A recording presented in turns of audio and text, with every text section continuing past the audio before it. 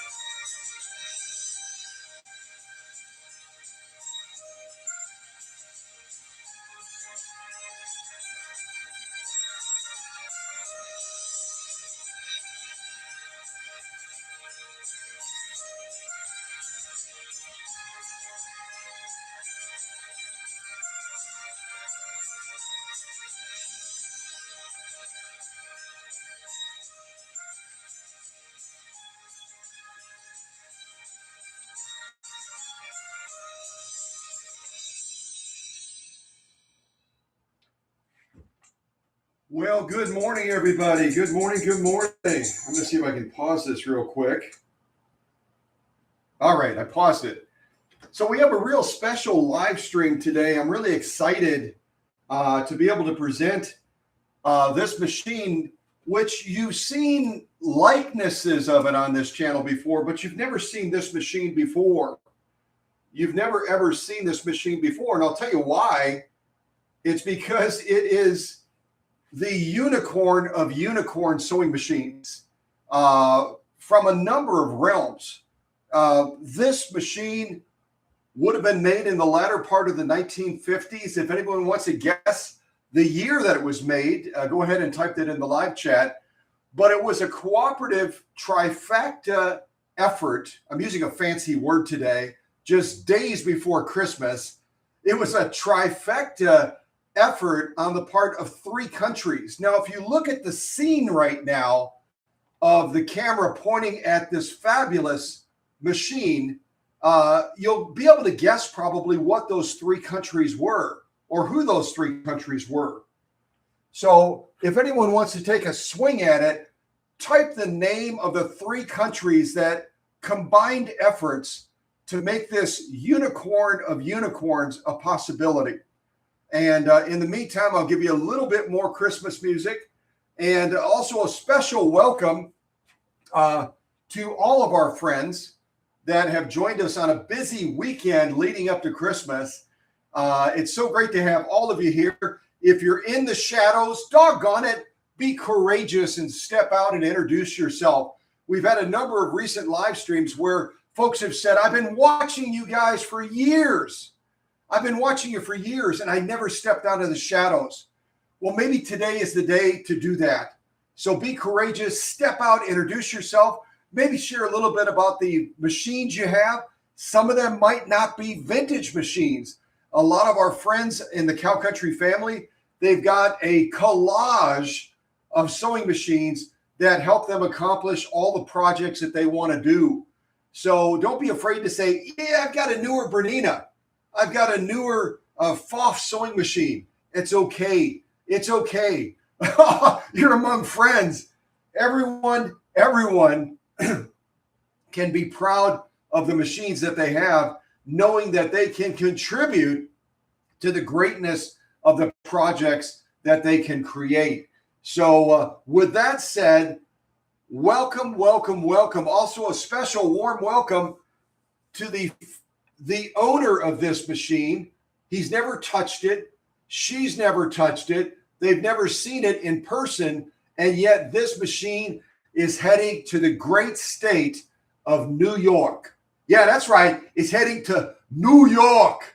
Yeah, soon to be with Candido and Rachel out there creating additional masterpieces of works out there on that wonderful, wonderful, wonderful place called New York City. Yeah. All right. Here we go. A little bit more Christmas music.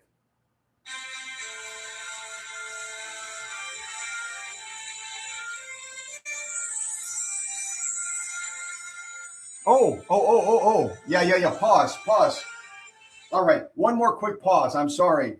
You notice in the center of the harp space of this incredible NORDIC-HUSQVARNA automatic are 3 pieces. On the left, you've got the manger scene celebrating the real reason for the season. That is the birth of the baby Jesus that brought all kinds of amazing hope to a troubled world. In the middle, we've got a really funky Christmas tree. And then on the right, we've got none other than St. Nick, Kris Kringle, Santa Claus, Sinterklaas, depending on where you are in the world. And these 3 marvelous gifts came to Susie and I from our dear, dear friends, Teresa and Tim from the area of Thorpe, Wisconsin. I believe it was last Christmas that they sent them to us. I lose track. But at any rate, thank you, Tim and Teresa, for these wonderful gifts that I can now put center stage and now remove from center stage so we can get this live stream rolling. God bless you all.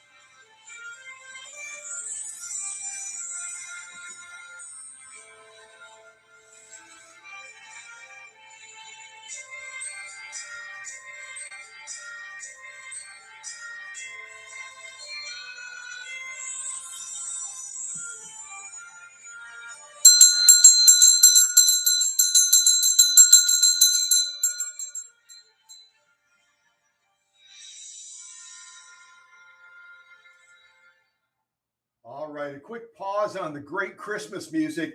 We really only get a chance to hear it once a year, right? And I know that even those that don't celebrate Christmas, you will catch them in a local store or out in a marketplace area where that music is being played, and you'll catch them humming it.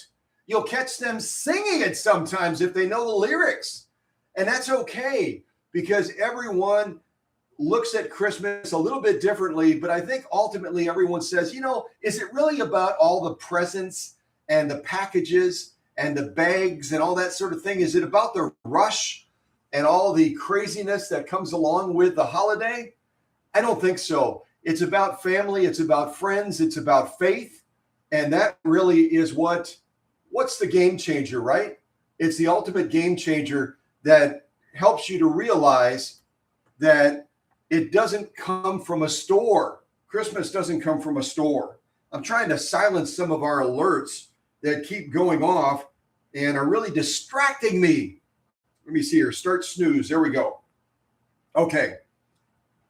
It's like I quoted the other live stream. I think it was the last live stream or the live stream before. I said, even the Grinch, all of you know the Grinch, even the Grinch thought about Christmas in a different way. He says, how could it be so? It came without packages. It came without bags. It came without, well, you know the quote. I quoted it the last time. And so if you've never thought about Christmas in a traditional way, about the manger, about the baby Jesus, let me encourage you to consider doing that as Christmas revisits us again. So if none of you guessed,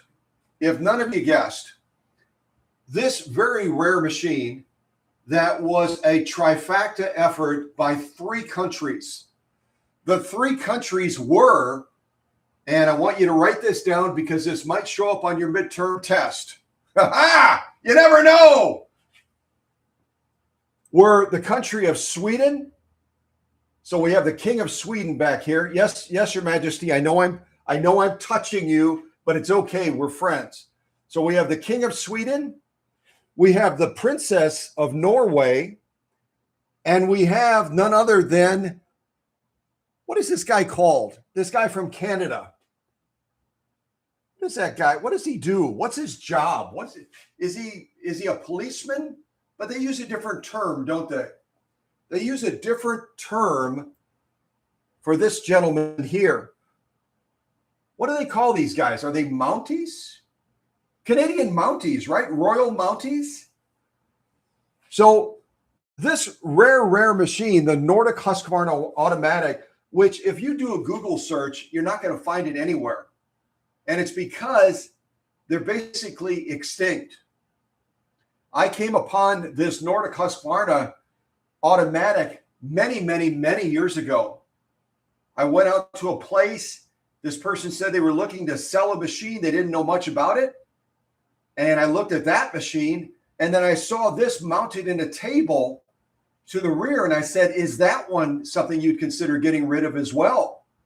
And they said, well, it's been in the family a long time. If it's going to go to a good home. Little did I know then, I didn't even know Candido and Rachel at that time. Little did I know at that time when I answered absolutely. I handpick my customers. I just do.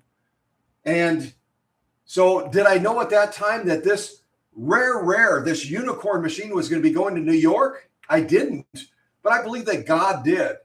God knew that we were going to eventually have the privilege and honor of becoming friends with Candido and Rachel and Tim and Teresa, and the list goes on of all of our special friends that are part of the Cow Country family, and that this machine eventually would be prepared and would be heading out to New York. So it's amazing the way God works, not only at Christmas time, but all the time in bringing those pieces together. And so this is a trifecta masterpiece, as the title reads, between Sweden, Norway, and Canada. All 3 of those countries came together in the latter part of the 1950s, and they said, let's create a masterpiece, but let's make it so rare that people are going to just go, oh my goodness, gravy, can I have one of those? They ended up making less than 10,000 of these NORDIC-HUSQVARNA automatic sewing machines. It really wasn't driven by profit. It was driven by a vision of saying we can all come together and make something great. Kind of like what President Trump pitches, but I think that this was really a sincere effort to create something that everyone would say, oh, if I could have one. And when I have continued to search over the years to see if I could somehow find just one more NORDIC-HUSQVARNA automatic, they're nowhere. And so I'm so excited to be sending this out to New York to the dear friends that Susie and I have with Rachel and with Candido. We've never met these people, and yet we love them with a love that is off the charts because they're so sweet, they're so dear, and they're so kind. And we're hoping eventually to make that trip out, maybe at Christmas time next year, and meet these wonderful folks and be able to hug them and be able to celebrate Christmas for a few days out in the great city of New York. I've been in New York at Christmas time, and you know what? There's just no comparison. There's no comparison to having Christmas out in New York City, unless you have Christmas out in Sweden or in Norway or up in Canada. They all have their special charms of what Christmas looks like out there, don't they?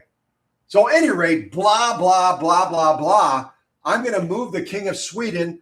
I'm going to move our Canadian Mountie. I'm going to move our princess from Norway, and we're going to start moving forward with this live stream. Okay? Let me put on a little bit more Christmas music in the meantime, and we will get going.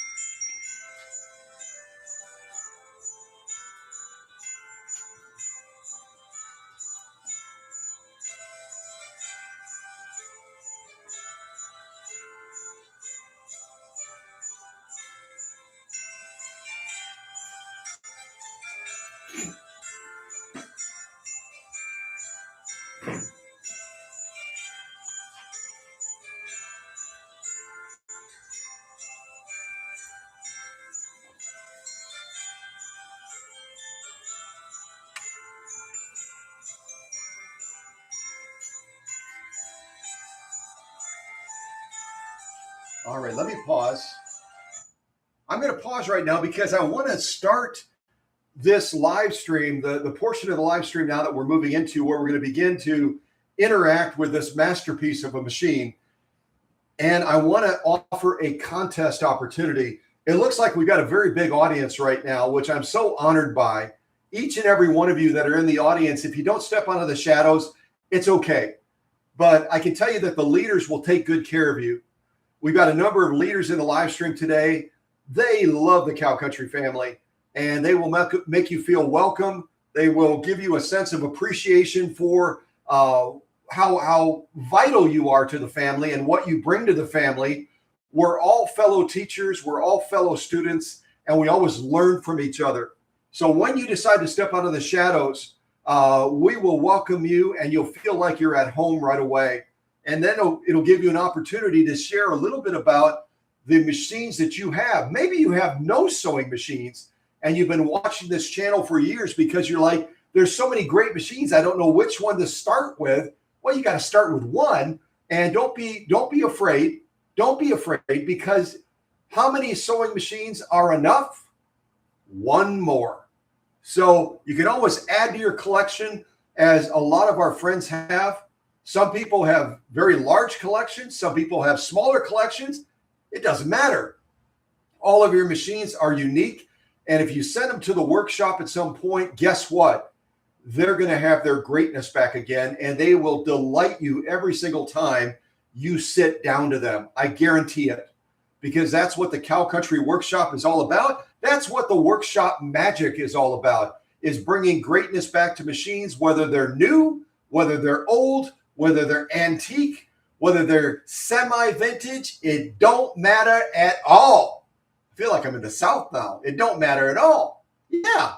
So let's have a little bit more music. And I'm also going to introduce you real quick to a giveaway opportunity.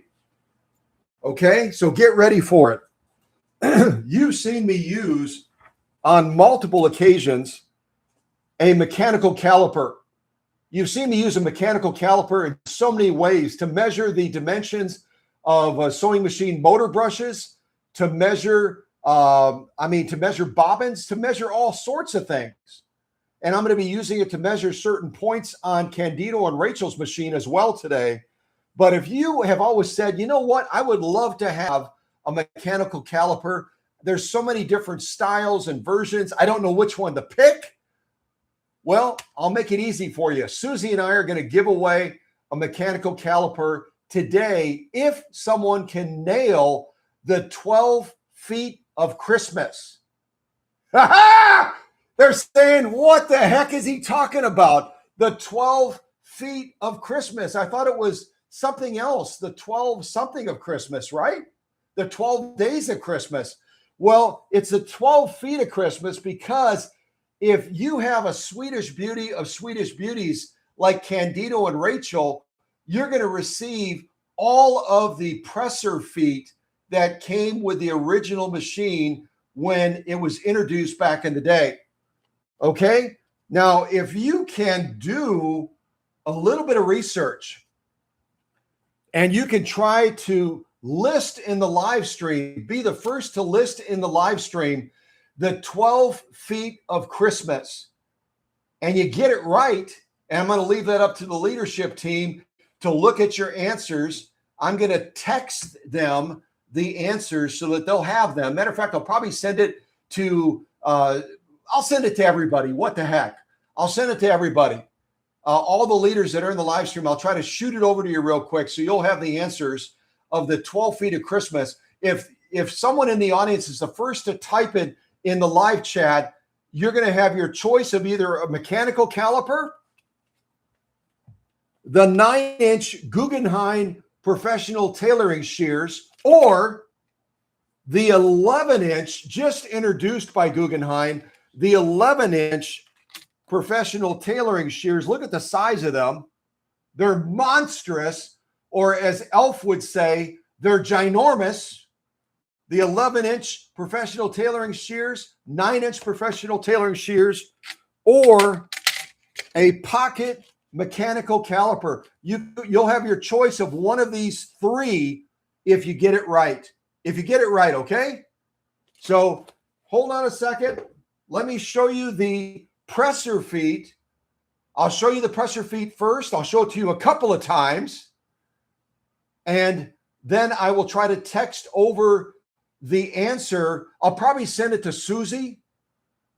And then Susie can shoot it over to Candido and Rachel, shoot it over to Tim and Teresa. And if there's any other leaders in the live chat, she'll shoot it over to them. And then we'll wait and see if anyone can get it. Okay? So the 12 feet of Christmas are these. Here we go. I feel like I should have music on when we do this. Hold on. I should probably have music. Hold on. A little bit of Christmas music while we're looking at the 12 feet of Christmas.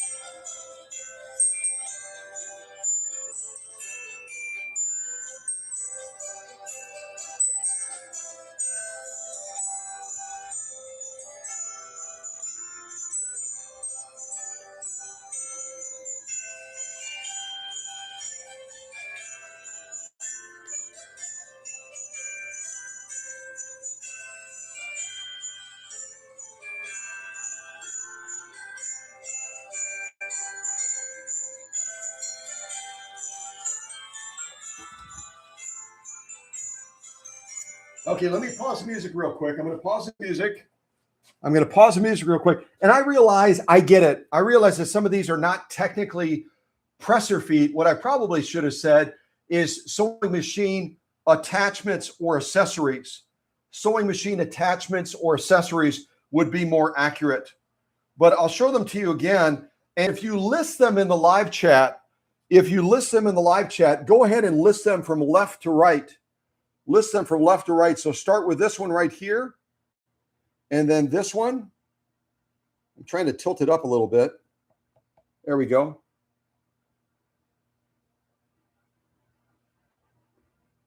So this would be the first attachment, number 2, number 3, number 4, number 5, number 6, number 7, number 8. Number 8 is way back over here. Come on there, buddy. Number 9. Where am I? Number 9, number 10, number 11, and number 12. So 1, 2, 3, 4, 5, 6, 7, 8, 9, 10, 11,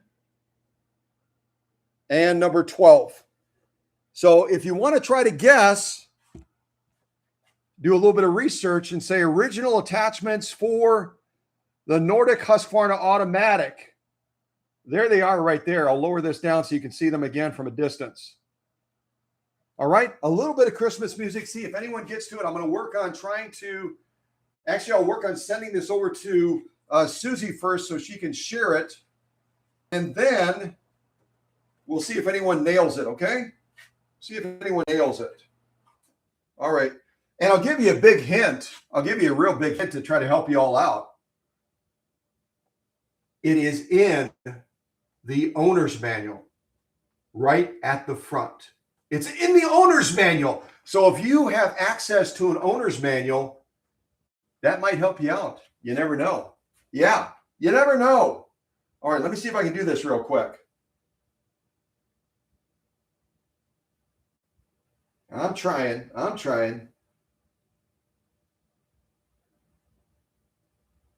And my phone is having trouble.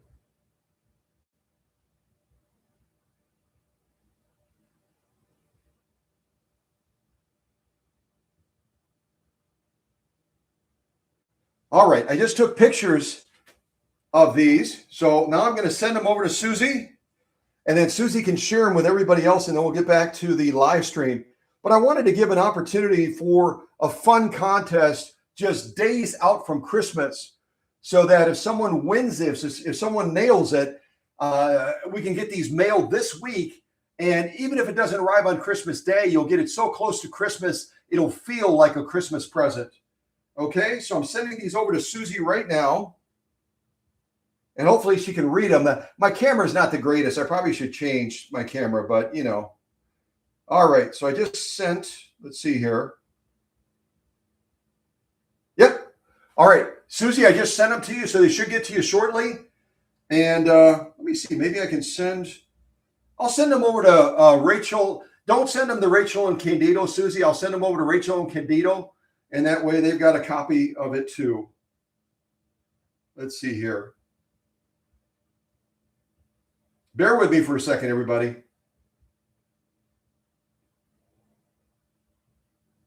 Okay, so I just sent it to Candido. I sent it to Susie, and then Susie and Candido can send it out to the other leaders that are in the live stream. And that way, if someone types a guess as far as all of these accessories that come with Candido and Rachel's NORDIC-HUSQVARNA automatic, the leaders can compare it to their notes and say, oh, they missed one, or they got that, or they nailed it, or whatever it is, okay? All right, so let me do this. I'm going to go back to some Christmas music. I hope y'all can, if Susie, if you have trouble reading those, hun, come out to the workshop and I'll give you the owner's manual, because the owner's manual is real clear. And that way you can reference that if you need to. All right, a little bit more Christmas music.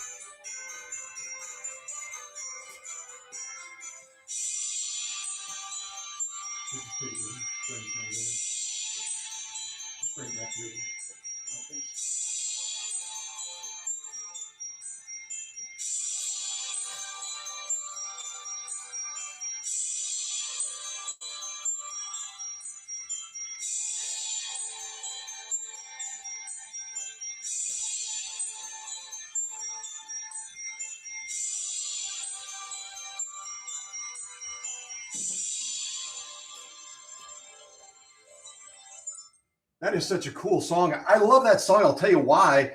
How many songs at Christmas time do you hear that have a harp playing in them?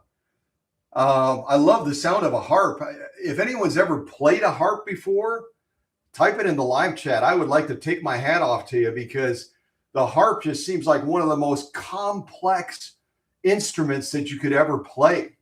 But when you get somebody behind a harp that knows what they're doing and you tie it into Christmas type holiday music, oh my goodness, boy, do you have something special.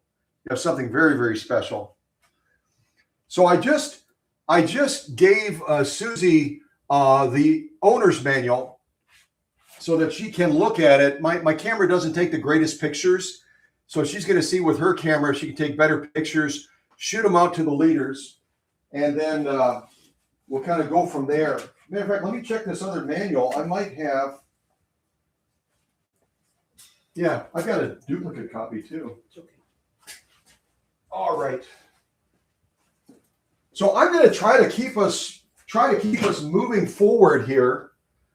And I'm going to look at the live chat. I'll say some quick hellos to people that are in the live chat. And then I'm going to give you the answers.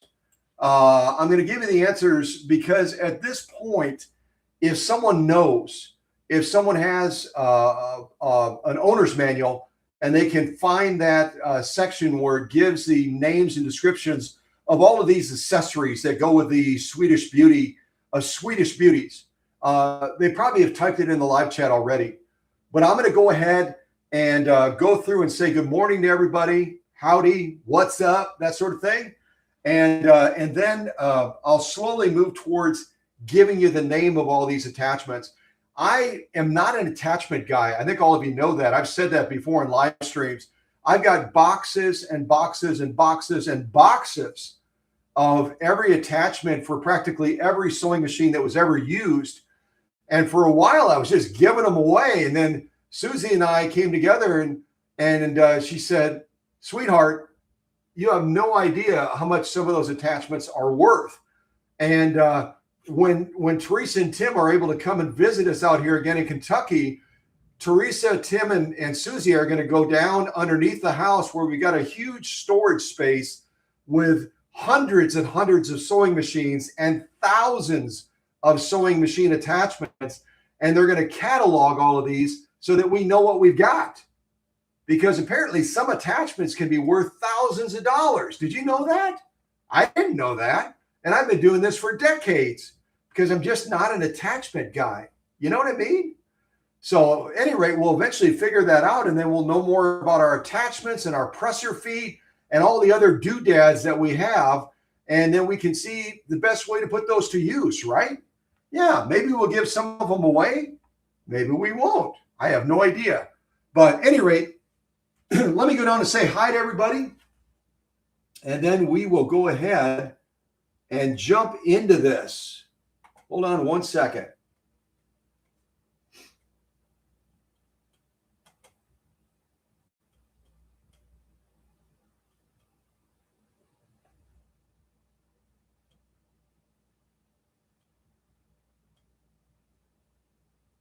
All right, where are we? Where are we? I just clicked the wrong thing. I made the screen go away, so hang with me for a second here. Hang with me for a second.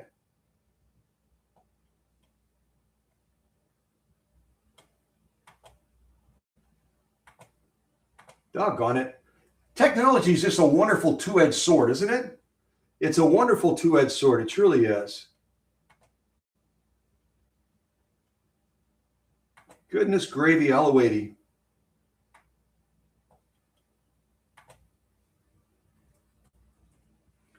Hey, well, I'll put on some Christmas music while I'm trying to get back to the right screen. Hold on.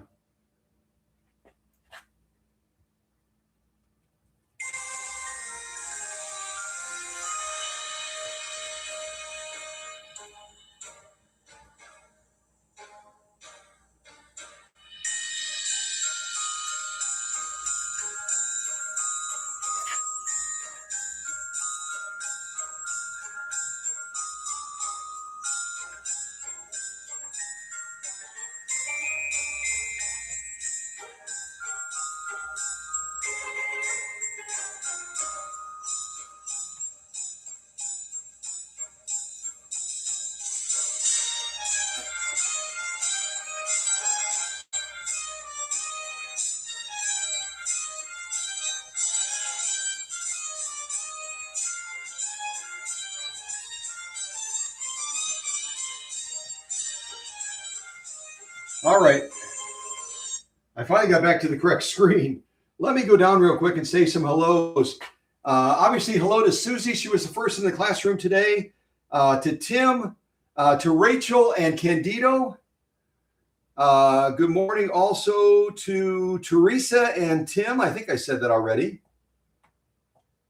Where is it? I'm scrolling.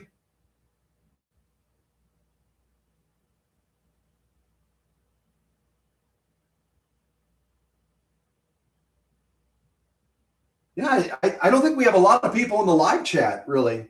Not a lot of people in the live chat. That's okay. People will come out when they're ready.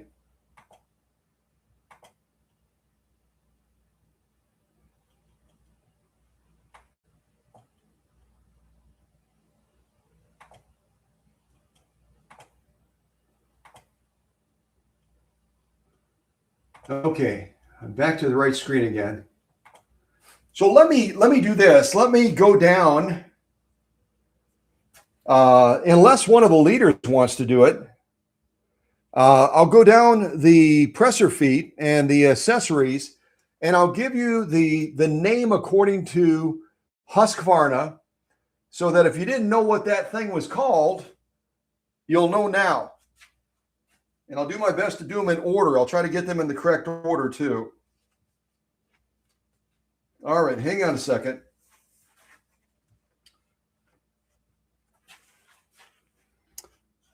So I'm holding the book. I'm holding the book and I'm holding the camera at the same time. This should be pretty exciting. So the first accessory, the first, what did I say? The 12 feet of Christmas.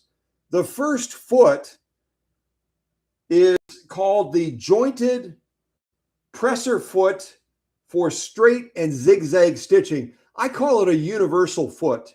It's a universal foot because you can do straight stitching, you can do zigzagging with it, and it's going to give you the opportunity to accomplish that successfully. and also to do the decorative stitching as well. The next one is going to be a buttonhole attachment or a buttonhole foot. The next one is another type of buttonhole foot. Let me double check here. Maybe I should have the leaders do this. I've got too much going on. Bear with me for a second here. Oh, I've got them a little bit out of order. That's what it is. Okay. I got them a little bit out of order. 428, 428, 428. Yeah, those are both buttonhole. So number one is that universal foot, and then you have two different style of buttonhole feet. The one, number two, number three. Number four is going to be for twin needle sewing. It's a special foot designed for twin needle sewing. 427. And then you have a raised seam attachment, which is number 5. That funny little one. I can't point at it because I have both hands tied up right now. That one right there. That's called a raised hem attachment. And then the next one, you've got two different feet that look really, really similar. It's going to be number 6 and number 7. 3, 4, 5, 6. Yeah, number 6 and number 7. The first one is going to be a hammer for straight and zigzag stitching. And then the next one is a hammer for rolled edge, for a rolled edge. So one is for hemming while you're straight and zigzagging. The other one is going to roll the edge. Like I said, I'm not into attachments, but I'm trying to do the best I can here. The next one, most of you probably got it right away. I'm kind of pointing at it right there. There it is. That's going to be a presser foot for zip fasteners. I always just call, I have a different, what are the other terms you think of when you think of this presser foot attachment? Call it a zipper foot, don't we? Don't we normally just call it a zipper foot? Yeah. And the next one here is a darning foot. It kind of bounces up and down and allows you to do sewing without having the feed dogs up. So it allows you to kind of do free motion quilting, freehand embroidery. And we have this little plate thing here. And that's going to be a needle plate for 1/8 inch eyelets, is what it says in the book. I just call it a kind of a darning plate, don't you? That little darning plate thing. There it is. And then after that, we've got part 15420. Okay, the name of it, 420, where is it? It's an edge guide, right? That's our edge guide right there, the second from the end, the 11th foot of Christmas. And then finally on the very end is another attachment that is used for twin needle sewing. Another type of attachment. It's a shorter, stubbier version of the first foot of Christmas right here. They look kind of similar, don't they? Yeah. So at any rate, if one of the leaders could do a better job than I just did in typing in the live chat the 12 feet or the 12 accessories of Christmas, I would appreciate it. Starting with the first one, which again is the jointed presser foot for straight and zigzagging, the buttonholes. Then we have an attachment designed for twin needle sewing. We've got the raised hem attachment. We've got, goodness gravy, I lost my point. Where is it? Oh, then we've got the various hammer type attachments for straight and zigzag and for a rolled edge. And then we've got a presser foot for zippers. We've got the darning foot, We got the darning plate, which they're also calling the needle plate for 1/8 inch eyelets. And then we've got the edge guide. We've got the edge guide. And then we have another attachment over here that's designed for twin needle sewing. At any rate, I give up. I'm trying to read them and hold the camera and do everything else. So I'm going to let one of the leaders do their best to try to capture the 12 attachments or the 12 accessories of Christmas. Again, they're in the owner's manual. If you've got an owner's manual like this with that cute little girl and the mama, they're going to be right inside underneath this little flap right here. And that way you'll be able to reference all the different parts of the machine. You'll be able to learn more about all the attachments and yeah, blah, blah, blah, blah, blah. So at any rate, those are the 12 accessories or 12 attachments of Christmas. And now some Christmas music to rescue me from all of these attachments that I'm getting ready to put away. And I don't think anybody got all 12, but I'll ask the leaders if they did, then we'll go ahead and give them a choice of picking out one of those great giveaway gifts.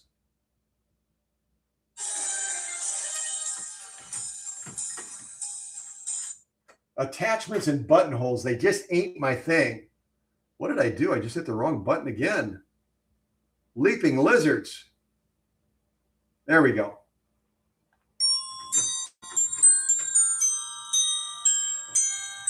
Ah!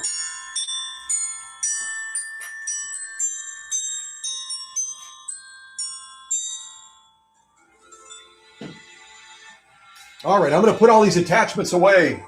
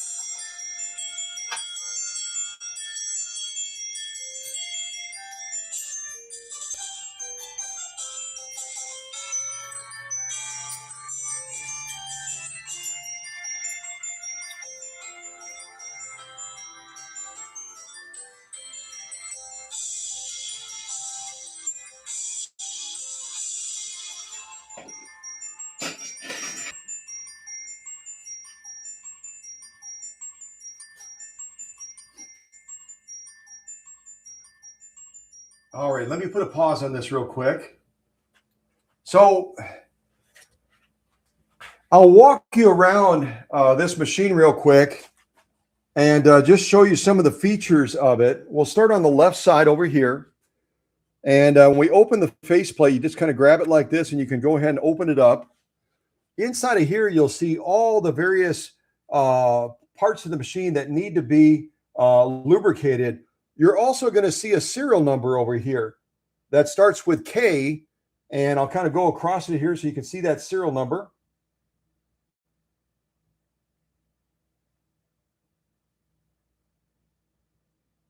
Now, nowhere in the world do you find, like, if you want to look up a serial number for a Singer sewing machine, right? You can readily go to the international folks at ISMAX, and you can look up a serial number for most Singer sewing machines. Some of the Slantomatics and other ones, you have to go to other sites and find those. But there's no site you can go to get the serial numbers for the Swedish Beauties. And I have been sworn to secrecy.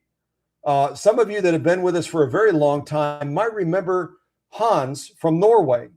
Hans from Norway, living right in Norway, had gone to the HUSQVARNA museum on multiple occasions and had networked with people that had been in Sweden from the very beginning of time.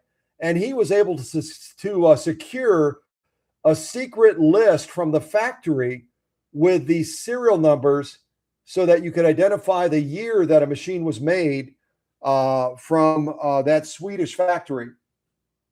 I have that list, but I can't share it. All I can tell you is that this particular machine that's heading to New York was born in 1957. 1957.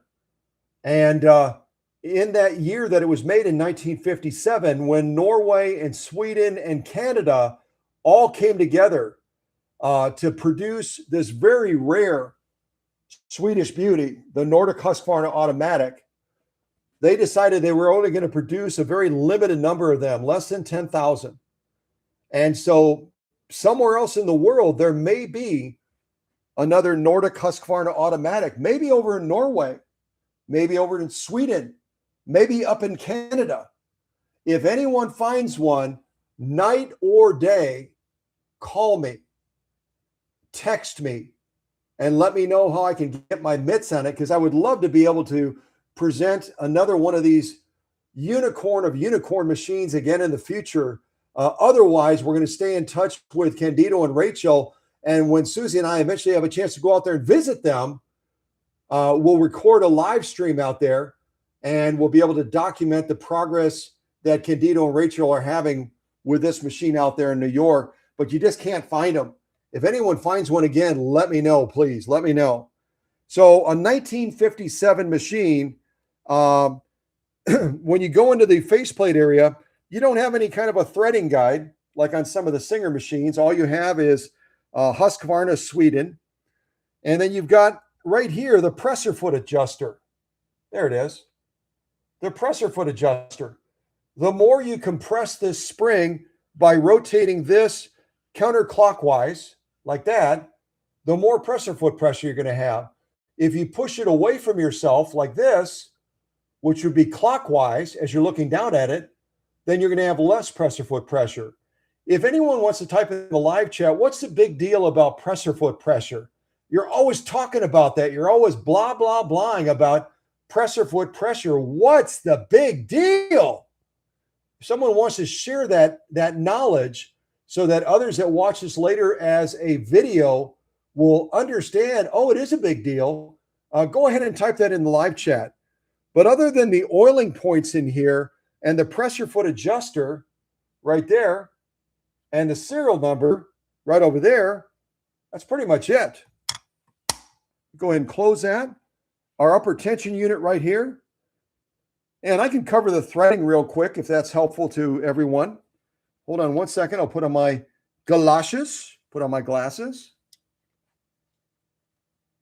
We'll cover the threading real quick. So coming off the rear, and you've got two spool pins because, again, as the 12 feet of Christmas would suggest, this Nordic Husqvarna automatic is capable of twin needle sewing. So we've got two spool pins for two spools of thread. We come off the back, we go through this threading point right here. You draw it in from the left, kind of bring it into the center there. Do the same thing on this thread point right here. Those are our first two thread points. You then drop down to your upper tension. Make sure your presser foot is in the up position. Make sure it's in the up position so there's no pressure on those discs. And then you draw the thread in from right to left and go past this thread guide right here the first time. You're going to then come over the take-up spring and bring that thread right into that little notch of the take-up spring. You'll then drop below this thread guide and come up to the take-up arm. Thread the take-up arm from right to left. You then have a thread guide here. You have another thread guide right there. And then you'll finally thread the needle from front to back. From front to back. And when it comes to the bobbin, let's focus on the bobbin next. Oh, the flat side of the needle. The flat side of the needle. And we're using our pretty much go-to Schmetz 9014 needles today. The flat side of the needle goes to the rear. And then you've got your bobbin case right here. And when this machine first came out in the early 1950s. Some would argue even the late 1940s. They just didn't release it then. They were really proud of the technology in the Raceway because it has what is called the jam-proof hook system. You're supposed to be able to basically sew with any thread on this NORDIC-HUSQVARNA automatic, and it won't jam up the Raceway. And it's because if I remove, I've got to set the camera down real quick. There we go. If I remove our bobbin case, I just give this a pull out, and I get closer to the hook system, you're going to see that it floats. Not literally floats, but sort of floats. It's, instead of being in a fixed position like most hook systems, it's going to be able to go up and down. It's going to be able to go left and right. It's going to be able to go slantways. I feel like I'm doing the Willy Wonka music right now. Remember when he's talking about the elevator at the end of the movie? So the hook system is able to go around and float up and down, left and right, slantways, sideways, everything. And that allows that hook to be able to move that thread through this brain center, the sewing machine, without the thread getting caught, and allows you to have a lot wider field of sewing threads that you can choose from. Okay? A lot wider field of sewing threads. And this can also be taken apart for detailed cleaning. If you're sewing with a lot of fleece, you would carefully remove these 3 screws, which are torque screws. And if you don't know what a torque screw is, it means that when you tighten it up, it's still going to allow what's underneath it to have movement. So it's going to tighten up as far as it should tighten, and then it will still let this hook system move freely in the Raceway. But just keep real close ties on all the screws and the parts if you decide to break this down at all, okay? But a lovely, lovely thing. And then periodically you'll want to swab the inside of here with a Q-tip with a little bit of sewing machine oil, probably about every 8 hours, 6 to 8 hours of sewing, depending on how dry your environment is. And that'll keep your system running beautifully. Keep it running beautifully. All right, let me show you the bobbin case.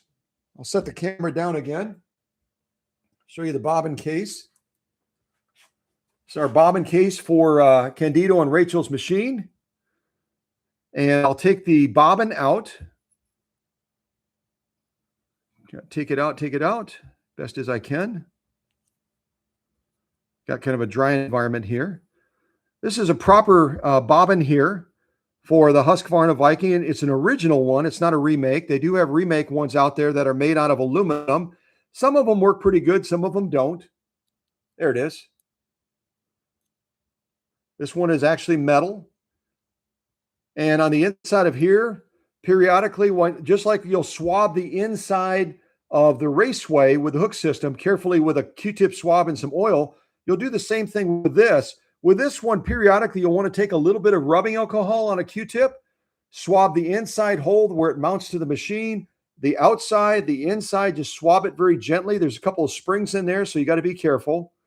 You'll swab that, and then you'll follow up the rubbing alcohol with a light coat of oil on the inside, outside, and all around on the inside of the bobbin case. Right over here, you've got the adjusting screw and the set screw. Hopefully you can see that. On the left, you've got the set screw, which should be tight. And then you've got the adjusting screw right here on the right. Let me set down the bobbin so I can get the camera to focus on that. You've got the adjusting screw on the right.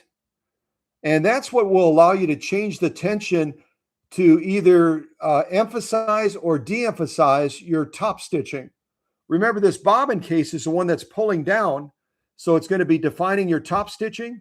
The upper tension over here is going to be defining your lock stitching, so they're pulling back and forth against each other. But if you need to make any adjustments, generally you can do it with the upper tension here. But if it's so extreme you can't, then you can always adjust this screw right here. If you turn it clockwise in very small increments, it's going to increase the pull down and define the top stitching more.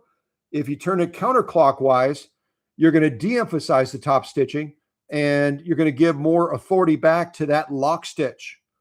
So left to de-emphasize, right to emphasize the top stitching.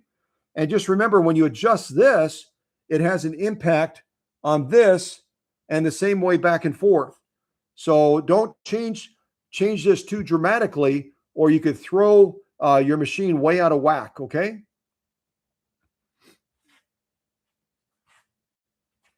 All right, I'm going to go ahead and put the bobbin back in.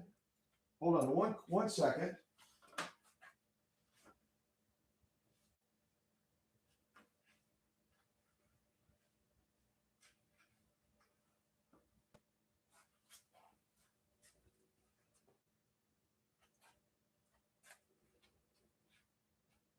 Okay, I probably should show you how to do that, even though it's real basic. Hold your bobbin case in your left hand. Hold your bobbin in your right. Go ahead and bring them together with the thread coming over the top like this. Thread coming over the top. And you draw them through this little slat right here. And then underneath the tension spring. You have to kind of pull it down and to the front. And so when this is sewing, keep a grip on it here. This is sewing. It's going to be turning when it's in the machine like this. It's going to be turning counterclockwise. Okay, that way you know you have it set up properly. Okay, so I'm going to snap it back in.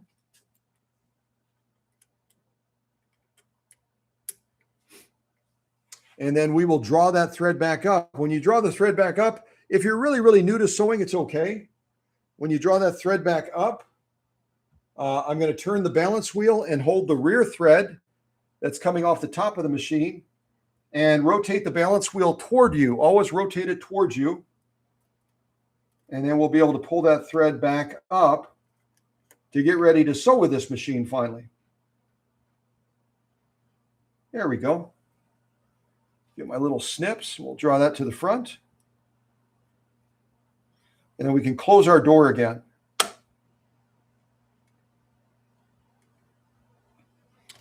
All right, a little bit more walking around the machine. I can't see my laptop screen at all. Hold on a second. There we go. Okay, a little bit more walking around the machine. We do have an extension bed for Candido and Rachel's machine. You can see it right over here. I'm not going to be using it because it would push the camera so far out, I wouldn't be able to really show you the sewing while we're sewing. So I'm going to leave the extension bed off, but you simply slide it on. It snaps into this hole on the front, and then there's a peg on the back that it attaches to. It just kind of locks in place. Here we've got a control center for a variety of things. When you're set for straight stitching, it's going to give you needle position, left needle position, center needle position, and right needle position. It's also going to give you an opportunity to choose the cam settings. There's basically 1 through 5 on all of the cams, and I'll show you an example of one of the cams. On all of the cams, in position number 5, there's going to be a zigzag stitch. So every single cam, A, B, C, D, E, in position 5, it's always going to be a zigzag. And the reason that is because to calibrate the position and the swing range of the needle, you have to have a cam in the machine. The cam is going to tell the needle how far it can go right and left, and also how to center itself on the throat plate. So this little piece of polymer plastic can make or break your sewing machine, literally break it. So never ever, if you have a Swedish Beauty, whether it's an incredibly rare one like the NORDIC-HUSQVARNA automatic or another one of the HUSQVARNA automatic machines, never ever operate it without a cam in the back of the machine. If you do, the needle swing is going to be out of the range. You're going to damage your throat plate. You're potentially going to damage your machine. So have one of these in the back. And as you choose, it'll choose the different stitch lines that are embedded in the cam between 4 and 1. So on every one of these cams, you're going to have 4 decorative stitches, and then you're going to have the utility zigzag stitch to set that swing boundary and that range for the needle position and the needle bar. Okay? Hopefully that makes sense. Just understand that don't operate the machine unless you have a cam in the back of it. Okay? Period. Don't do it. Now, when this machine was, when the series of automatics were first introduced in the late 1940s, early 1950s, they came with 3 cams. So they came with cam A, which is in the back of Candido and Rachel's machine right now. They came with cam B and cam C. They later developed another cam, a cam D, and the unicorn of unicorn cams, the cam E. I mentioned before about having that secret list with the serial numbers so I can date any of the automatic or any of the previous machines that were made by Husqvarna from 1872 to the present that I can't share. When Hans gave it to me, he swore me to secrecy. I can't share with anybody. But if someone calls me occasionally and gives me a serial number, I'll help them date the machine. I just won't give them anything more than that. But Hans, when he and I became friends and he was working as a moderator on this channel, he told me he could not find anywhere in Norway, he couldn't find anywhere in Sweden, anywhere in that region, he could not find a cam D. And I happen to have an extra cam D, so I mailed it to him. And he was a happy camper. Oh, he was happy. And then later, while he was out and about, I think he was over in Sweden, he found a cam E with a sewing machine that he purchased. And then he was really, really happy because the majority of people that you meet that have a Swedish beauty similar to this, they're generally going to have cams A, B, and C. Not very often will you find a cam D, and almost never will you find a cam E. But I promised Candido when he and I became good friends back in the day, and he said, I want to get a Swedish beauty from the workshop. I said, Candido, when that Swedish beauty is ready, I'm going to send you all 5 cams. So Candido and Rachel are going to have not only the rarest Swedish beauty, the NORDIC-HUSQVARNA automatic, but they're also going to have all 5 cams that go with this machine. So they're going to have a lot of bragging rights out there in New York, to say the least. And we're going to be sewing with all 5 of the cams during this live stream today. We're going to start with cam A. We're going to go to cam B, C, D, and E, and you'll be able to see all of those represented. I've already shown Candido and Rachel. Let me see. I've got it somewhere around here. Where do I have it? I think I have it here. I've already shown them. This is cams A and B. This is cams C, D, and E. And we're going to be duplicating all of these stitches today during the live stream. And then also, if you need it, a lot of people contact me about these, about the stitch card for the automatic machine. I'll also be sending one of these stitch cards to Candido and Rachel as well.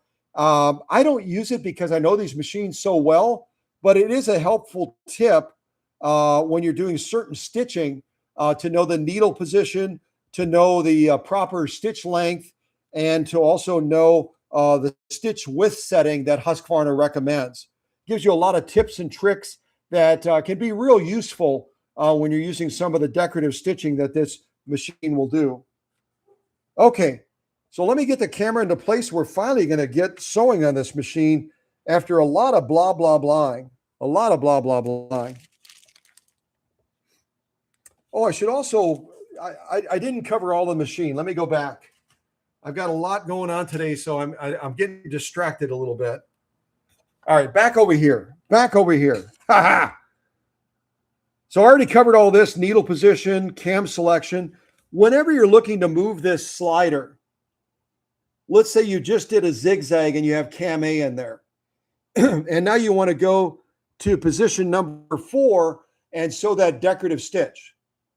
Do not move this slider unless you take your stitch width selector all the way down to 0. And that is because when this is in position 2, 3, 4, it doesn't matter. Whenever this is anywhere other than 0, there's going to be a reader finger that's pressed into the cam stack. And if you try to force this, when that reader finger is pressed into the cam stack, you're going to damage or break the machine. So whenever you're looking to change stitches within the cam function, take this down to 0, and then you can move the slider, say to position 4. I'm trying to do this with one hand, sorry. Position 4, position 3, position 2, or position 1. Let's say we want to sew the stitch that's in position 1 on cam A. After we move it to that position, then we take the stitch width and we move it from 0 to whatever stitch width we desire. After we've sewn that stitch, we're then going to take this back to 0 and then readjust our slider over here back to the stitch that we want.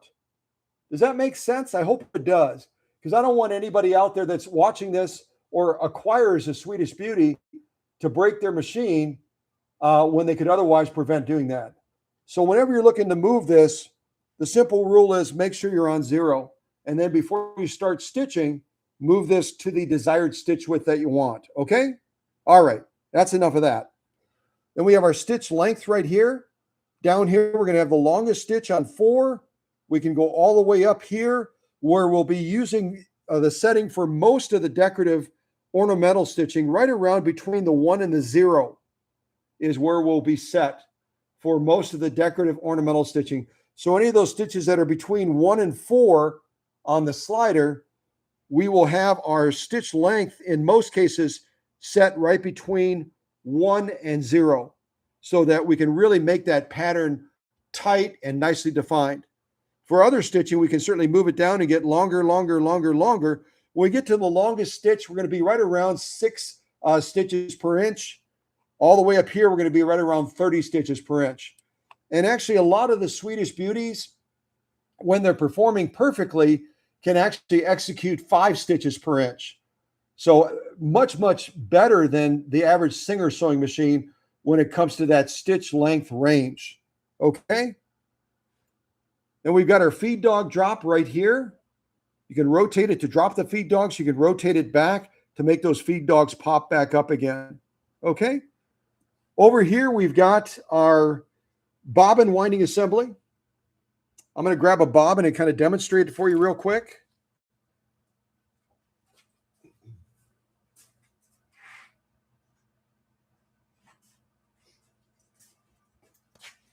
So if you're wanting to wind a bobbin,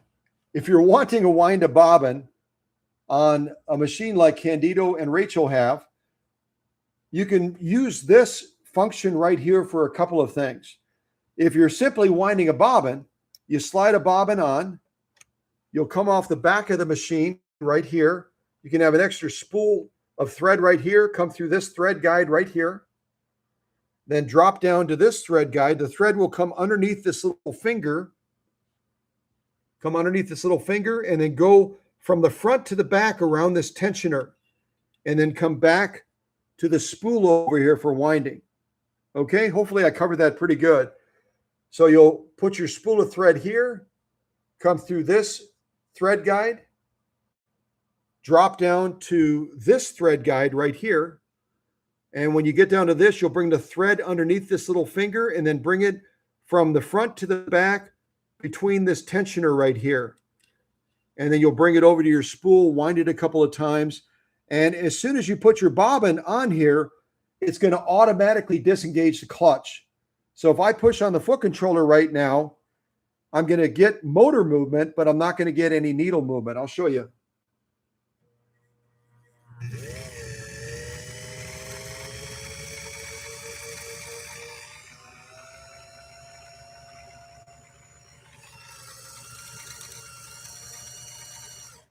Okay. as soon as I take this off, I've got to have something underneath the needle because that clutch is going to automatically engage again. It's going to automatically engage, and that needle will start moving. So, and you'll hear a click when it does that. I'll see if I can demonstrate that real quick for you. You'll hear a little click.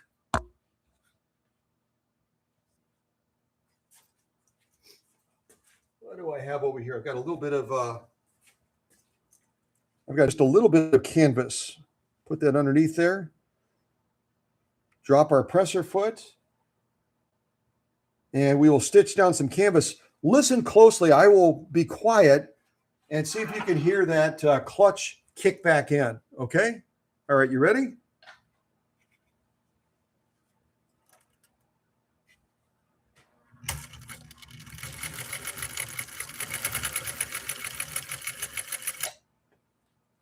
Okay, if you listened real closely, you could hear a little click, and that's that clutch kicking back in again. So unlike a lot of the machines where you've got to turn that stop action to disengage the clutch, part of the reason that this series of machines is called automatic is because it automatically, as soon as you slide that bobbin on, it takes out the movement of that clutch function.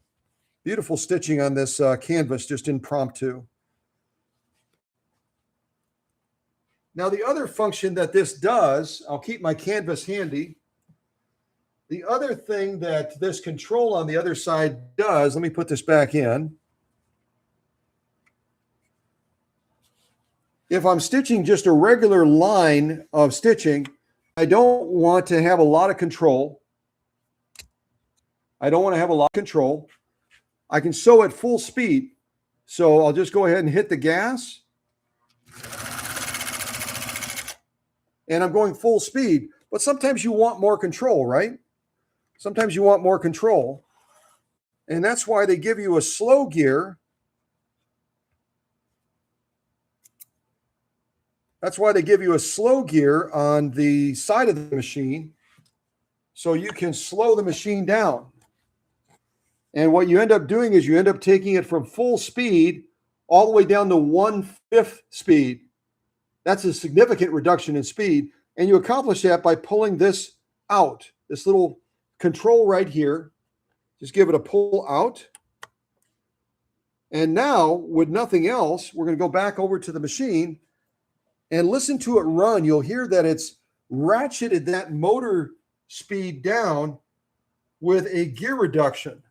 It's almost like taking a 10-speed bike and slowing that bicycle down as far as how fast you have to pedal it so that you're able to go faster without having to rapidly push that bicycle pedal around, that, you know, racing, trying to keep up with it. All right, let me slide that into place. And now listen to this NORDIC-HUSQVARNA automatic as far as it's running, and watch that needle speed as well. All right, here we go.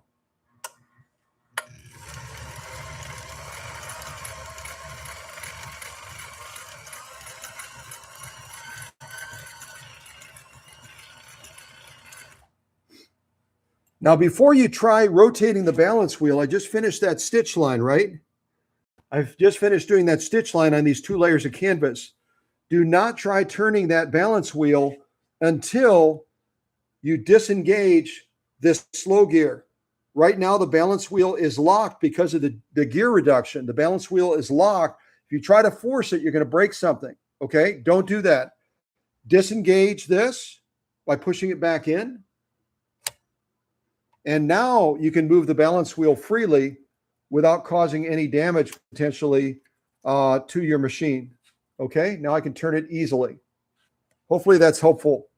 I've had a couple of people contact me and say, my machine is locked up. And I'll say, were you using the slow gear? They'll say, yes. I say, push it back in.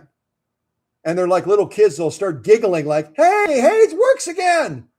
That's the miracle of technology when you know how to use it. So always remember that. Never, if you're using that slow gear, don't try turning that balance wheel manually until you disengage that slow gear again, okay? but it really is a wonderful function if you're trying to sew some real tight corners, if you're trying to bank around something and really stay on the edge of that seam. That slow gear will save you, and it's so easy to engage it and disengage it. Okay? All right, let me give that a pull. Now let's actually get into some sewing. We'll put some of these cams to use. Move my canvas out of the way. Get a quick drink of tea.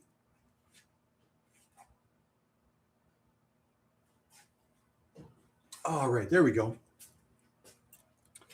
So we have cam A in the back of the machine right now. Let me show you what that looks like.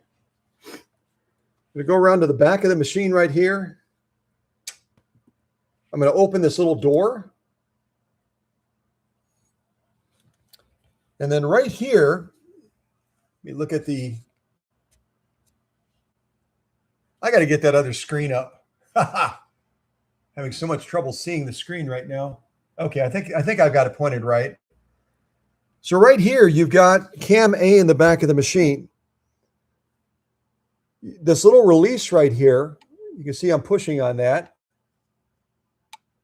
will allow you to push that down and to remove that cam from the machine like this. Okay? But now I need to put that cam back in there again, so I'm going to push this little release down again, put that cam into position, rotate it until it seats in on the pin properly. You'll see it drop in. There it goes. And then gently release this back up. It's got a spring on it, so you don't want to just let it fly. You want to release it back up slowly so it locks back into that cam again, so that cam can move up and down and forward and back on the cam stack, okay? And that's how we'll be changing each of the cams as we go through cams A, B, C, D, E. We'll be pushing this release down, removing the cam, putting the new cam in, and you'll always do this from position 5 on the slider. Never try changing the cam if you're in position 4, 3, 2, or 1. Turn your stitch width down to 0 like I've shown you, and then move your slider all the way to 5, and then you can open that little door and change out the cam, okay? All right. Blah, blah, blah, blah, blah. I know. But this is important stuff, and it'll really save you a lot of headaches, I think, with the machine. And you can see now why I don't have the extension bed on Candido and Rachel's machine. I can get this close right now, but if I had the extension bed on there, I would be right out to about here. And that's not nearly as much fun to be that far from the action, no? So we'll leave the bed off for now. And maybe when I do the final sew off, the sewing around in a circle, we'll put the bed on. And then we'll put that large piece of leather on there. We'll sew around in the circle with the bed on there. That'll make it a lot easier for me too. Okay, I'm going to move that down.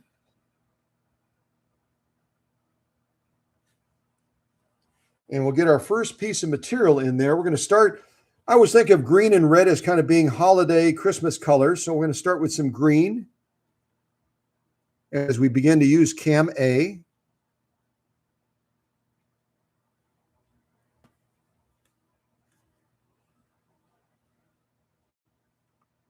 All right, I finally got it in place. Now we're going to start with a good old-fashioned straight stitch. We'll do a straight stitch, we'll do a zigzag, and then we'll move through the other stitch options that are on cam A, and I'll demonstrate each time how to make that transition from one position on that slider to another, so it becomes muscle memory for all of you. All of you that have Swedish Beauties, it'll become muscle memory. All of you that get Swedish Beauties, you'll be like, oh, yeah. I got to go 0 on the stitch width. I cannot touch that slider until I take that stitch width and I move it to 0. Otherwise, I'm going to break my machine. So just keep that in mind. It's really, really important. Okay, so let's do a straight stitch first and see how we're set up for that right now. So I've got our stitch width on 0. Perfect. We got our stitch length on 4. It'll give us a nice long straight stitch, probably close to 5 stitches per inch. Our slider is in position 5. So we're all set to do a zigzag right after. All we'll have to do is change our stitch width. Our needle position is in the center. Perfect. That works great. So let's do a straight stitch. We'll move then right into a zigzag, and then we'll go through all the other stitches on cam A. Okay. And always, always, always make sure your take-up arm is at the highest position, getting ready to downstroke, okay? All right, straight stitch, zigzag, and then some other fun stitches. All right, here we go. I'm going to take it slow. It's got the coolest foot controller. If you've never seen a Swedish Beauty foot controller, I'll see if I can pick it up real quick and show you.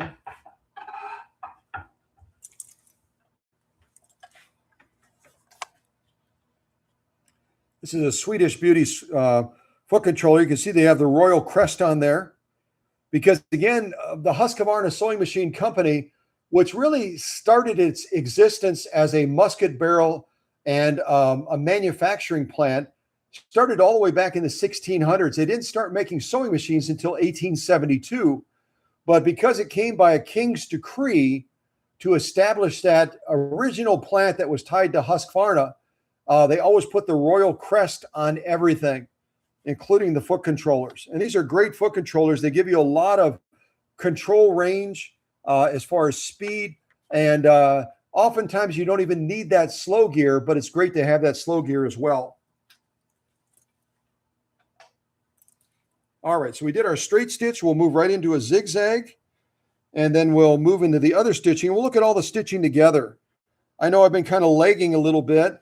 So I'm going to kind of move us forward decisively, and then we'll look at all the stitching once we get done with cam A, and then we'll move into cam B. All right, so our straight stitch is done. Let me move that back over there. Now we're going to go from 0 all the way up to 4.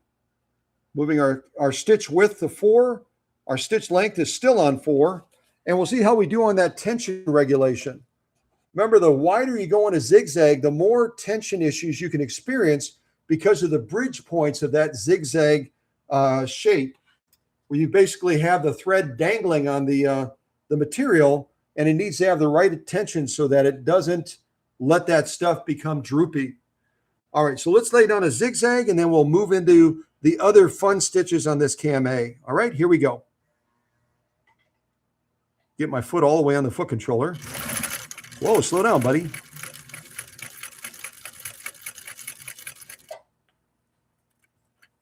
All right. There's our zigzag. There's our zigzag. Yeah, beautiful stitch balance.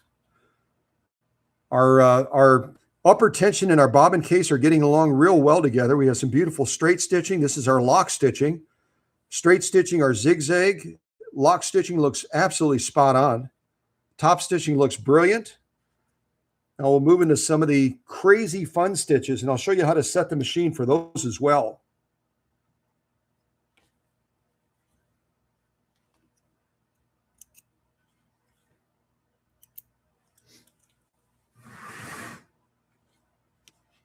All right, let me get this material back into place. And now we're going to actually try doing some of the other stitches that are part of cam A. Get that down. There we go. So we're getting ready to do our first stitch that's part of cam A, one of the decorative ornamental stitches. First thing we know is we can't touch that slider unless our stitch width is down on 0. So we need to fix that right away. Take it down to 0. And also, whenever you're moving something like this, make sure that that needle is clear of the material, because you can see it's moving right now, right? And you don't want to bend the needle. I'm going to take it down to 0. And now we can take our slider. We're going to move ourselves to position 4. Position number 4. There we go. You take our stitch width back to, I usually take it to 4, but you could certainly take it to 3. And again, that stitch card is going to make certain recommendations. The stitch card is going to make certain recommendations on where you'll position some of these things. I usually go 4, so I'm going to put it on 4. And then we've got to adjust our stitch length too. Our stitch length has to go down into the fine range, so we're going to get a nicely defined pattern. I'm going to go right around 0.5, which positions us right between the 1 and the 0. 0.5 to 0.75 is what I normally do. Right about there. And then if you want to screw it in place, you can do that. Like this.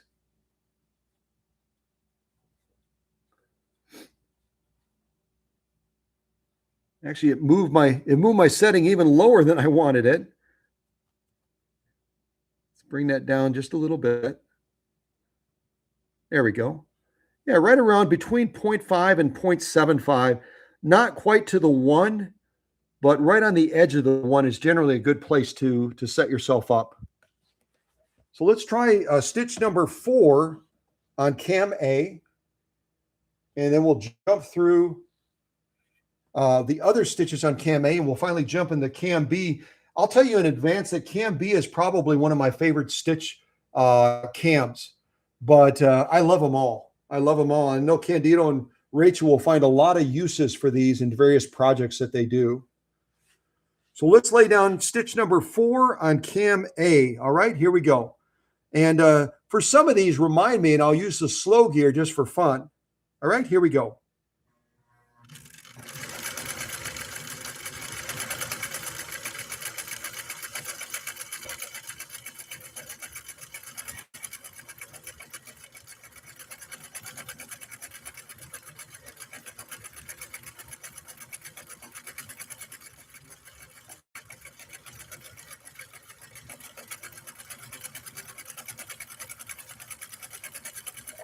All right, I'm going to stop there. Now we're going to move into stitch number 3 on cam A. I'll give you a little glimpse of it. Now we're going to move to stitch number 3, and we got to make a couple of changes to get to that point. Stitch number 3 is next, cam A.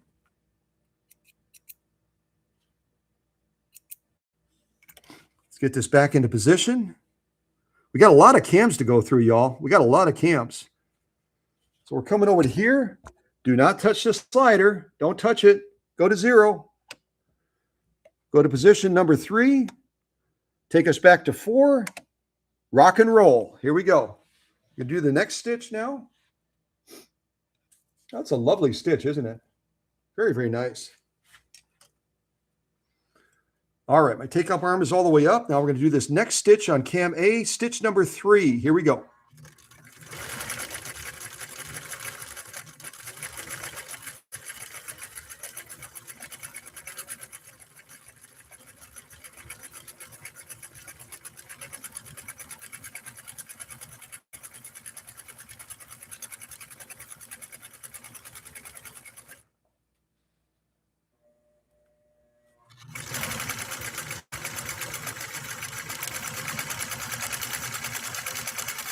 There we go. That looks like a 3-point zigzag, doesn't it? Isn't that lovely? Very, very nice. Very, very nice. Bring my camera back a little bit. And, you know, I always recommend that when you, depending on how you have that needle in the machine, draw so that you're not flexing that needle. So you'll notice as I'm pulling that material back, I'm drawing that material to the left and to the rear so that I'm not causing undue stress on that needle, potentially, you know, bending it or putting it out of alignment or something like that. All right, let's go to our next stitch, and we'll look at all of cam A. So I've got to go back over. Oops, I got to take my take-up arm up first. See how it's down there right now? Bringing that all the way up.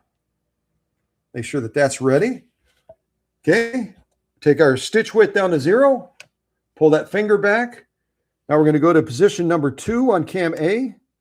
Take us back to 4. Ready to go. We'll do that next stitch now. You can get a glimpse of some of the stitching that we've already done there. Quite lovely. Very, very nice. Very, very nice. All right. So this is stitch number 2 on cam A. Here we go.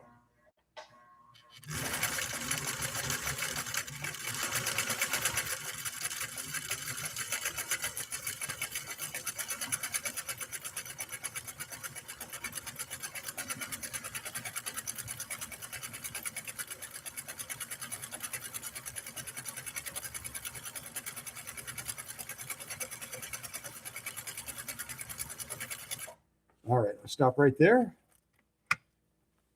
Oh, very nice. Very, very nice. All right, we have one more stitch on cam A to do, position 1. We'll see what that one looks like, and then we'll be able to make our bridge point over to cam B finally. Let me get this back into position, and we'll look at all of these stitches on cam A once we are finished.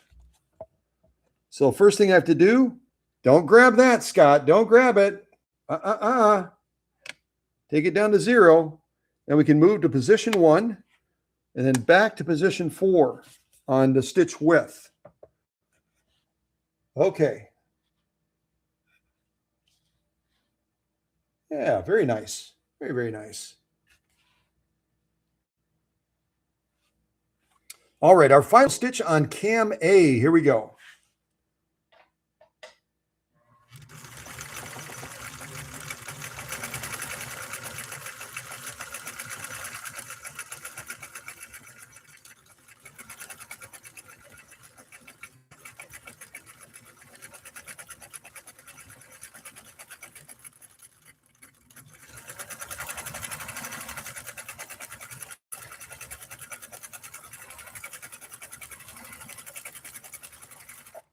All right, stop. So this is all of cam A right here. Like I said, every cam is going to have a zigzag stitch in position 5. We did our straight stitch first of all with our stitch width on 0. Then we did our zigzag. And then these are our 4 decorative type stitches that are on cam A. So let me clip those threads, and then we'll look at all of these. And then from there, we'll move over to cam B after that.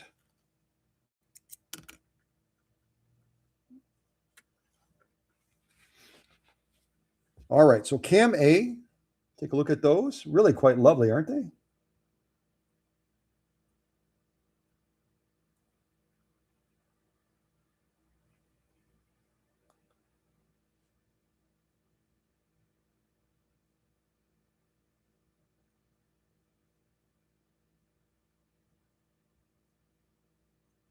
I didn't have any coffee today, so if I'm a little bit like, hey, whoa. I probably could have asked Susie to please make coffee for us, but I didn't do that, so that's my fault. So beautiful top stitching. Again, this is cam A, and our gorgeous lock stitching as well. Look at that.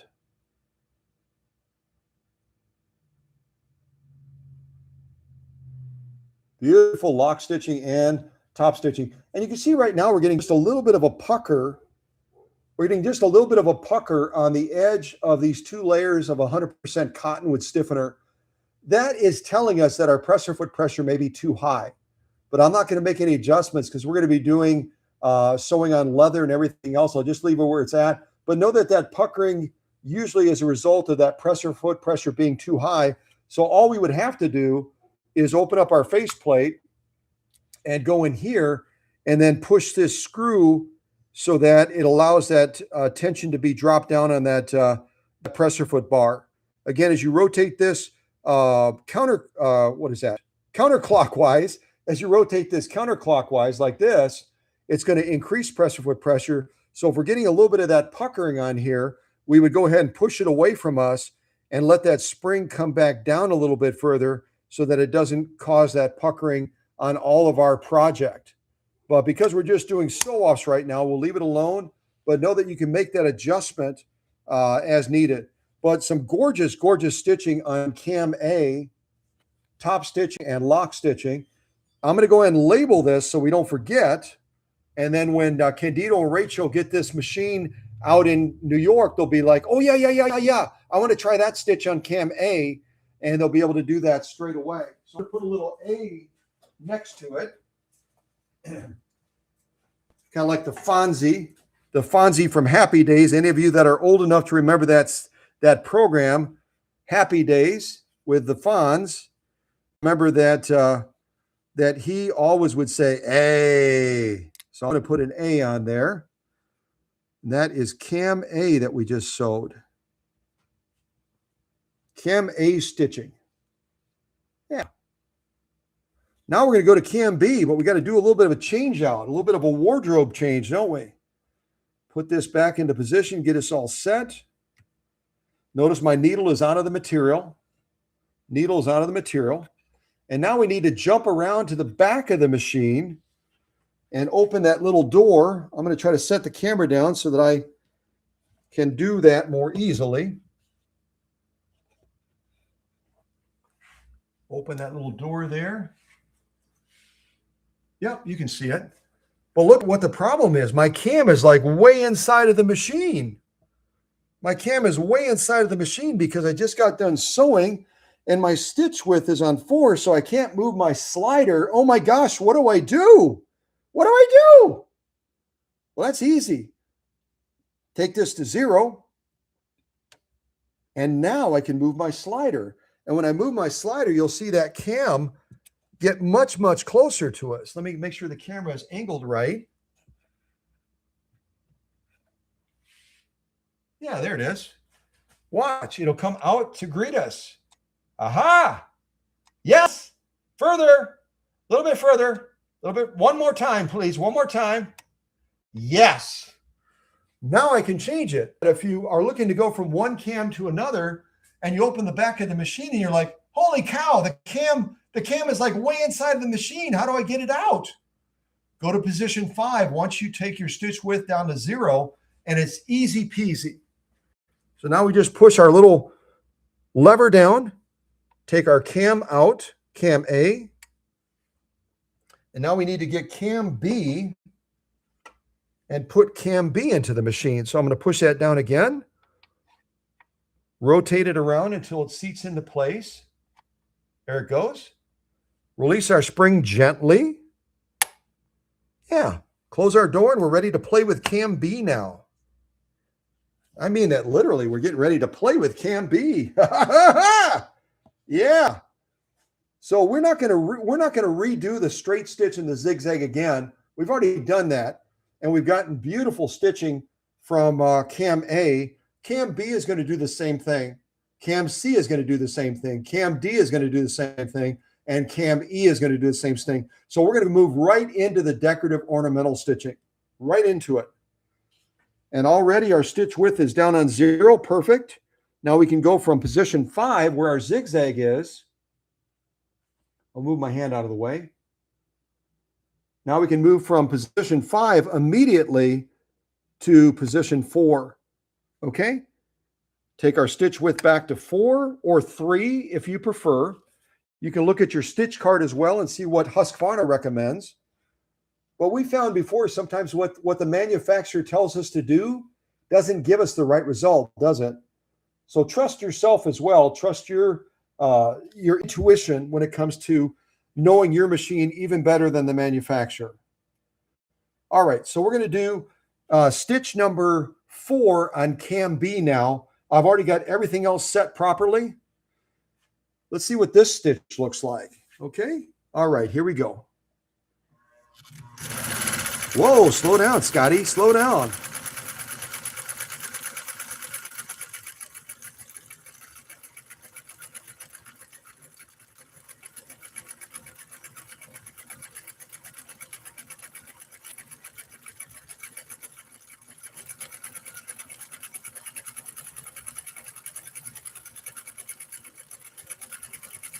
All right. Let's move into the next stitch pretty much right away. That's a lovely stitch, isn't it? And I know all of these stitches have names, but it's a whole lot more fun to make up our own names. That's almost like a ladder stitch, isn't it?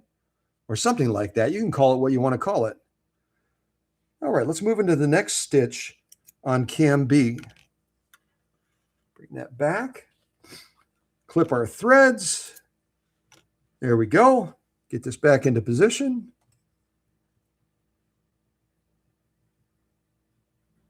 There we go. All right, so let's go to, we just did stitch number 4 on cam B. Now let's do stitch number 3. Uh-oh, I didn't move that yet. I got to do that. Down to 0. Move our slider. Back to 4. Let's do our next stitch on cam B. This again will be stitch number 3 on cam B. All right, here we go. I could do this one with a slow gear, couldn't I? Well, I'll save that. I'll save that for the end. All right, here we go.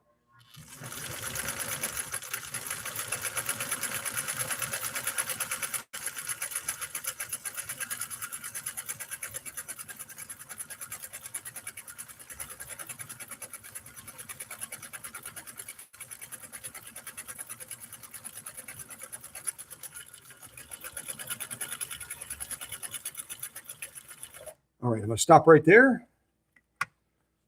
Oh, that's kind of like a little shell stitch almost, isn't it? I like that one too. And we could certainly tighten it up even more if we went a little bit shorter on the stitch length, couldn't we? But that's quite lovely. Very, very nice. Now, let me draw our thread out. We'll move to our next stitch on cam B. We have so many more cams to do. So many more cams to do.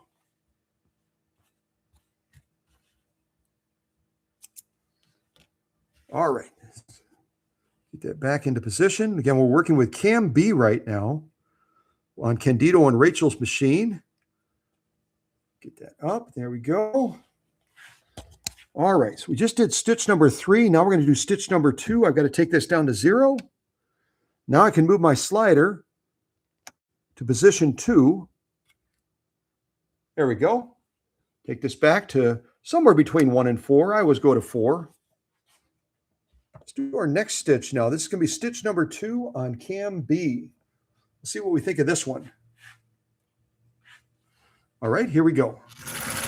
Whoa, slow down, Scotty, slow down.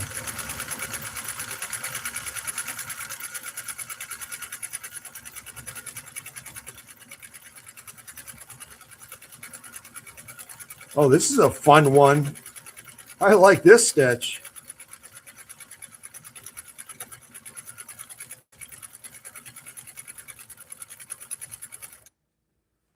That's a fun one. That's like a snaky stitch, isn't it? That's like a snaky stitch. Look at that one. See why I like cam B a lot? I really like cam B. All right, let's go ahead and we got more to do, more to do. Let's go to the next stitch now. It's going to be our final stitch, our final decorative stitch on cam B. It's going to be stitch number 1. Stitch number 1. Let's see what that one looks like.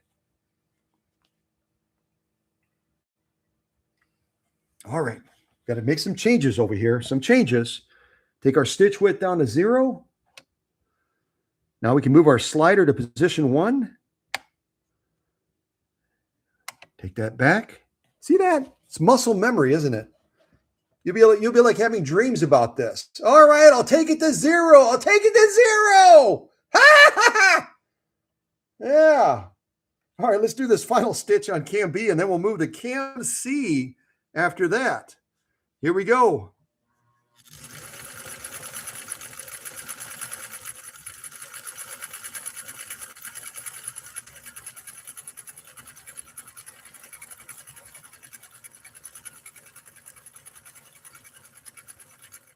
Camera keeps going out of focus. I don't know why that is. Maybe move it back a little bit.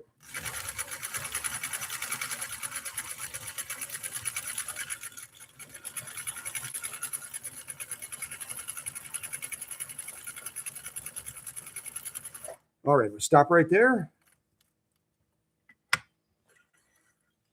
Oh, that's a fun one. What would you call that stitch? I don't know what I would call that stitch. That's really quite lovely, isn't it? Very, very nice. And that's the end of cam B. That's the end of cam B right there.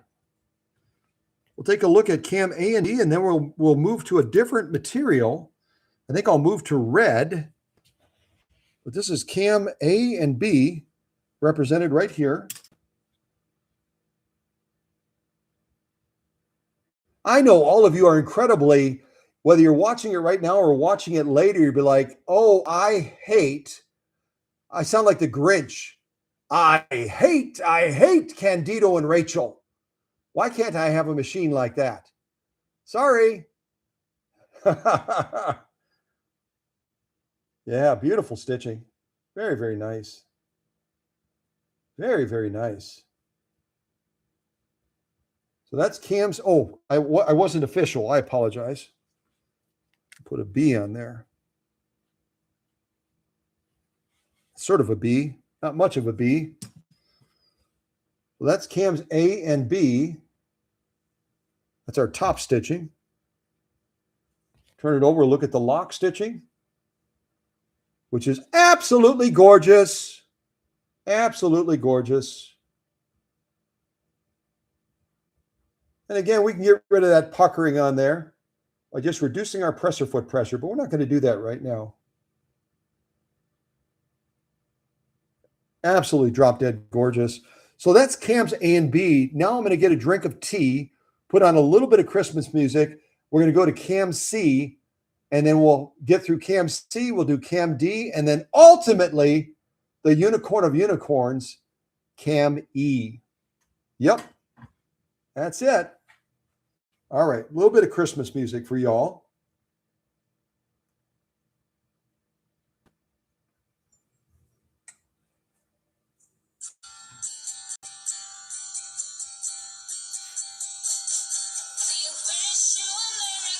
Holy mackerel.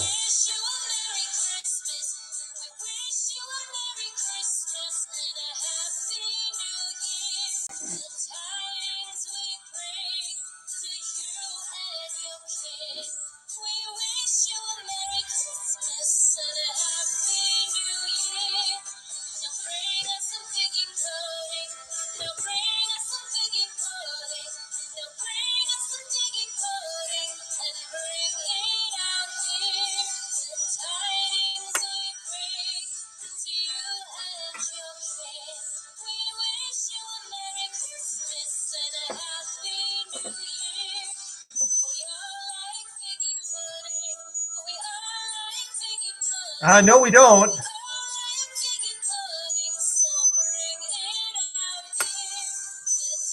All right, lady. All right, that's enough of you. That's enough of her. You know, don't tell us we like figgy pudding when we've never had figgy pudding. Maybe we don't like figgy pudding. Maybe we just don't like figgy pudding. You know what I mean? I mean, this, I don't even know what it is. If anyone wants to Google what figgy pudding is, go ahead and do that. But I can tell you that I am not a fan of figgy pudding. Not even close.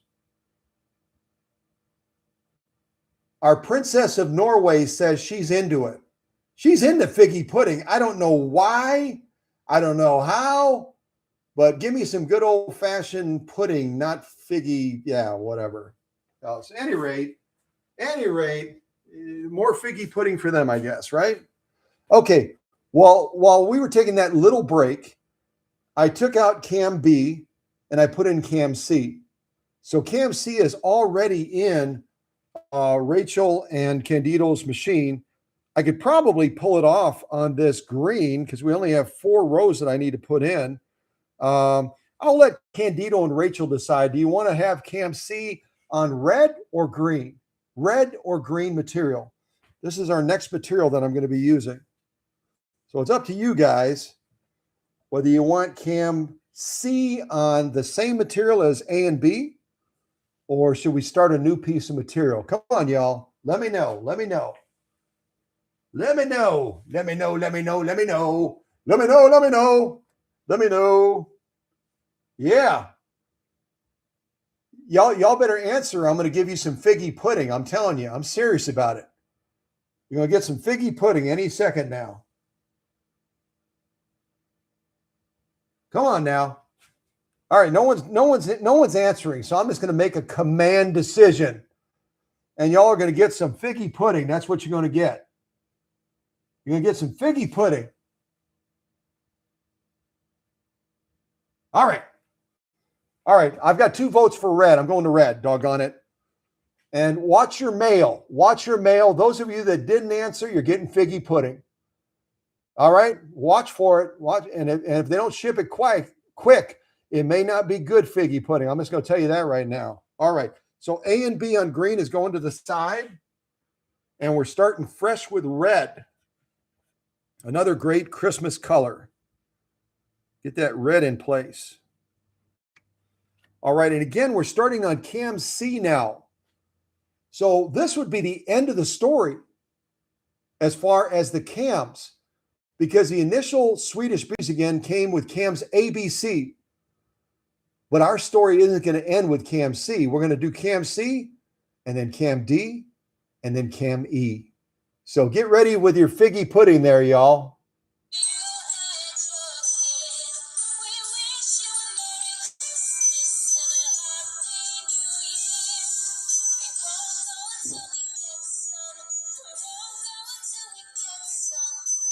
All right, is she seriously saying that they're not going to leave the house until they get figgy pudding?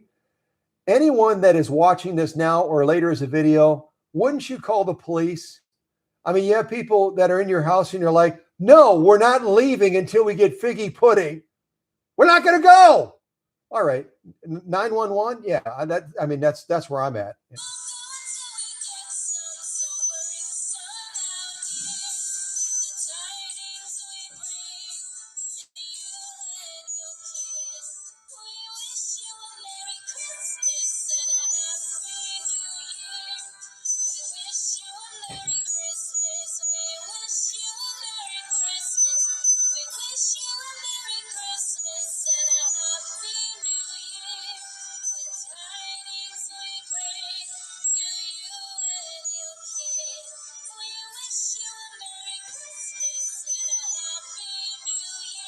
All right. We're going to cut her off. She's kind of annoying a little bit. I don't know.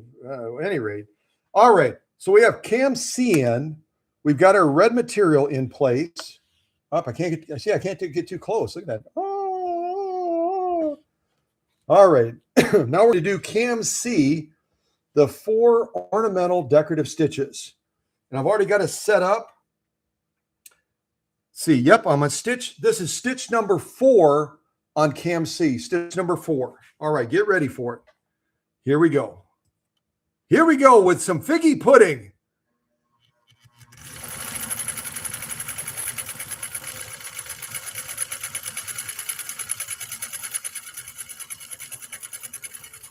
Ooh, look at that one.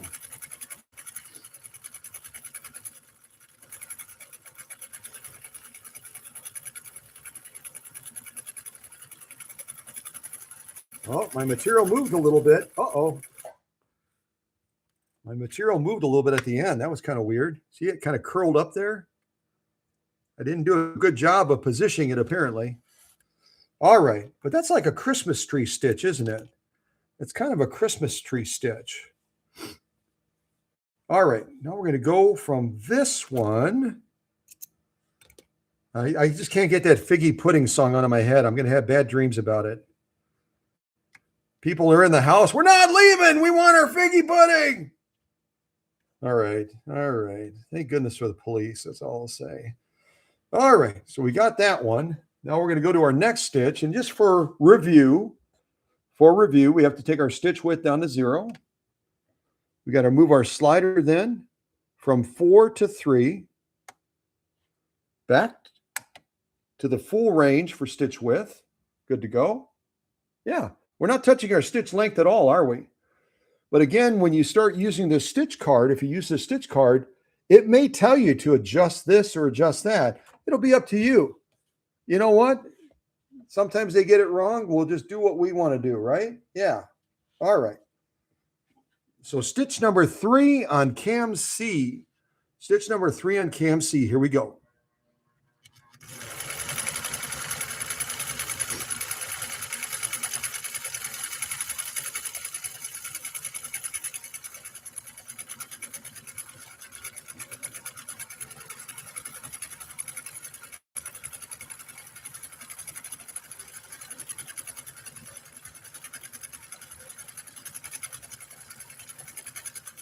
All right, I'm going to stop right there. This is kind of a pretty one. It almost looks like a Bethlehem star. Looks a little bit like a Bethlehem star.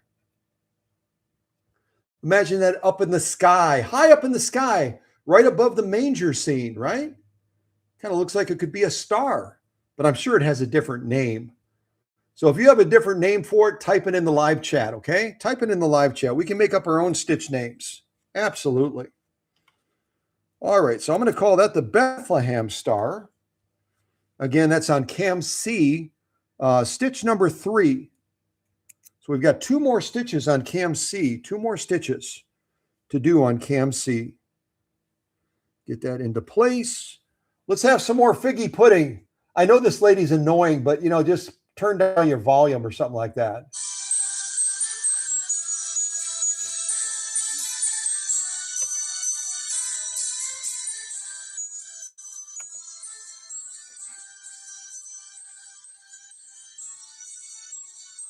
All right. Cam C, stitch number 2. Here we go.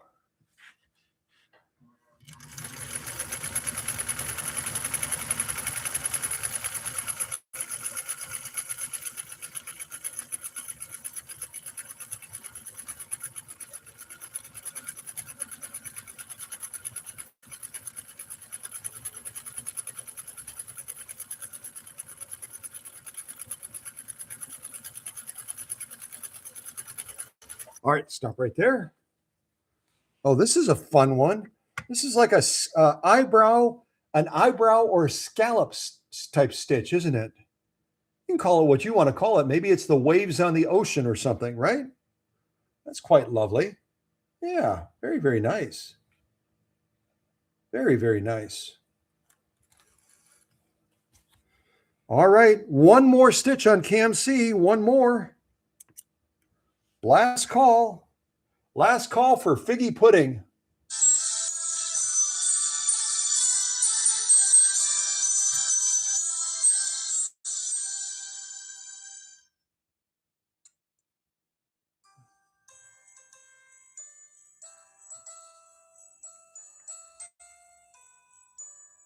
All right.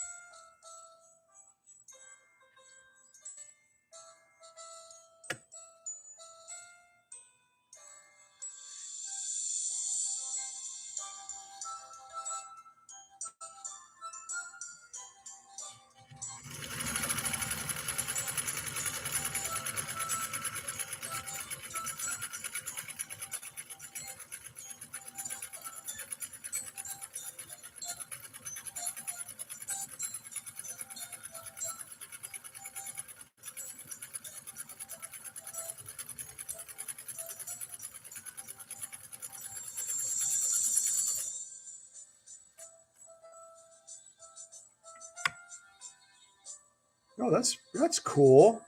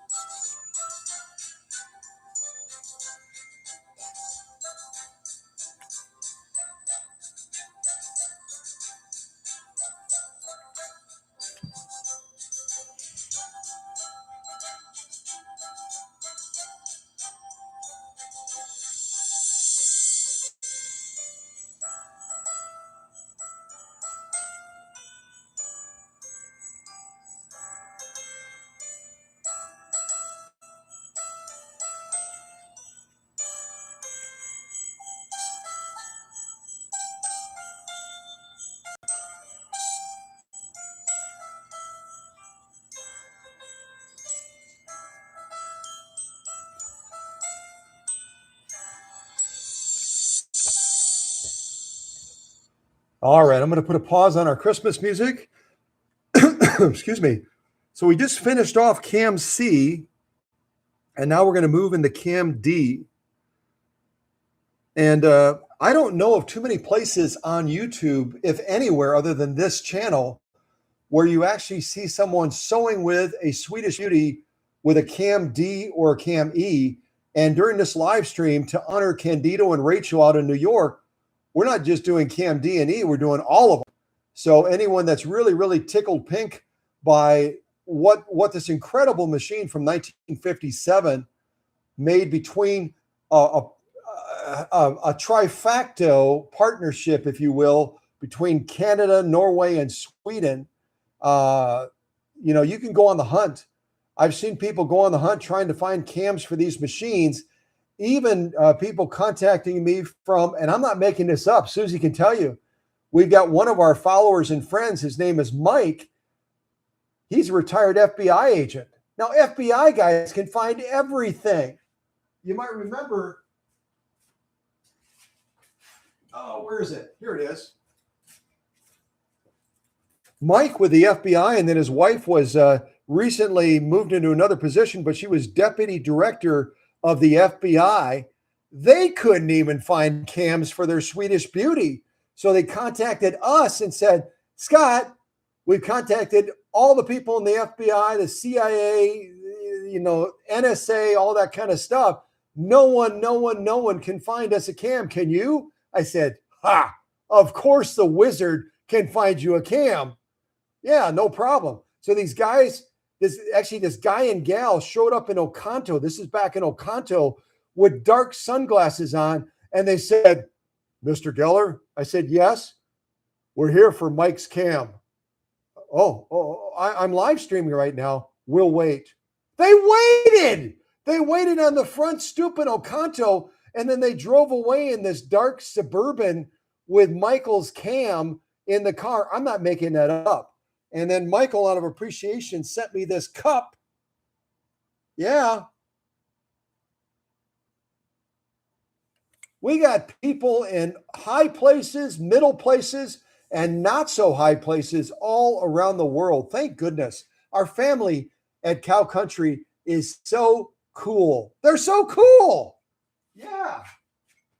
All right. So that's Cam C. Now we're going to move to Cam D. So let's see what we can do with that. Okay. I'm not going to make the same mistake again. I can see that we're in position 1 right now, which means that cam is pulled way into the machine, right? It's way into the machine. So we're going to be smart this time. We'll take the stitch width down to 0, and we're going to move our slider all the way to position 5 so we can reach that cam in the back, right? We got to be able to reach that cam in the back.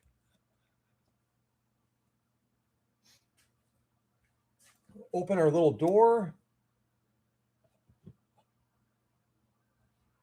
All right, now we can get it. Push our little retainer thing down there. Pull our little cam out. That's our Cam C. Now we need to get a Cam D.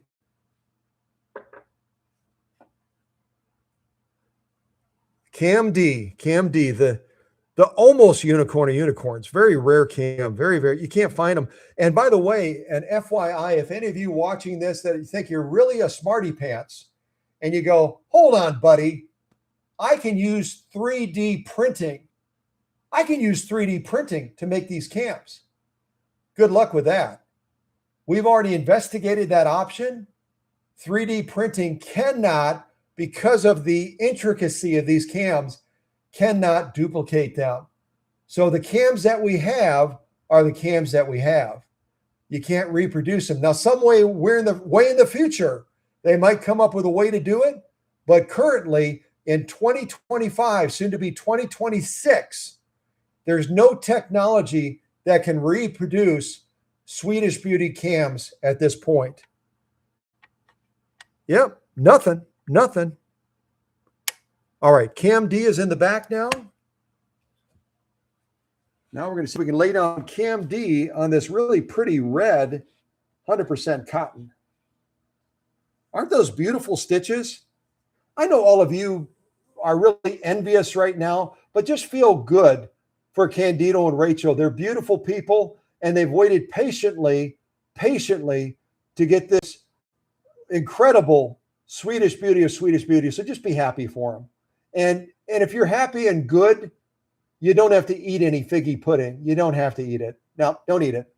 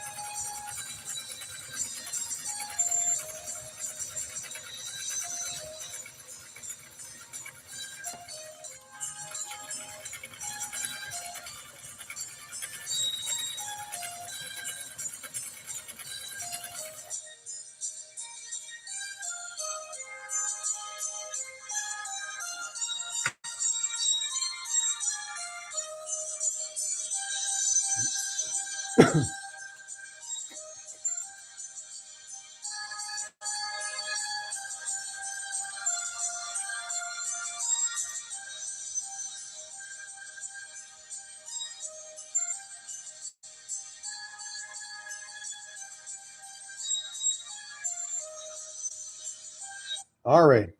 We're gonna not jingle our bells for a little bit and move off to the next stitch on Cam D. We've just done stitch number 4, and I'll give you a little tip as well. When I went to launch, I realized I had made a mistake. I did not have that material far enough underneath the presser feet. Husqvarna presser feet are wonderful, and now you know about all 12 of the presser foot attachments because of the earlier part we did during the live stream. But the presser feet of Husqvarna's tend to be a little bit slippery. So when you get your material underneath the presser foot, make sure it's far enough under that those feed dogs can grab it.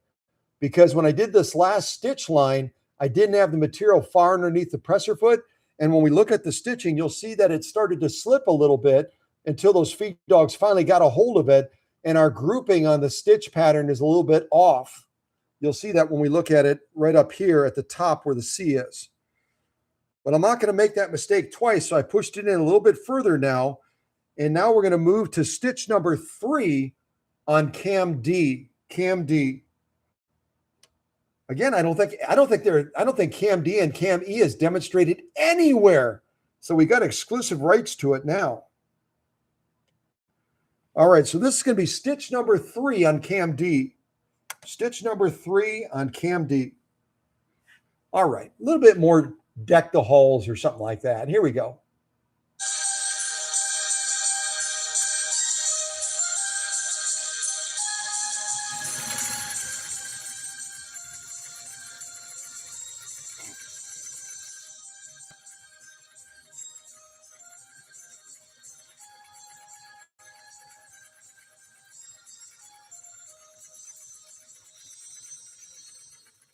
All right, let me pause it so we can listen to the rest of the stitching. Listen to this incredible Swedish Beauty run.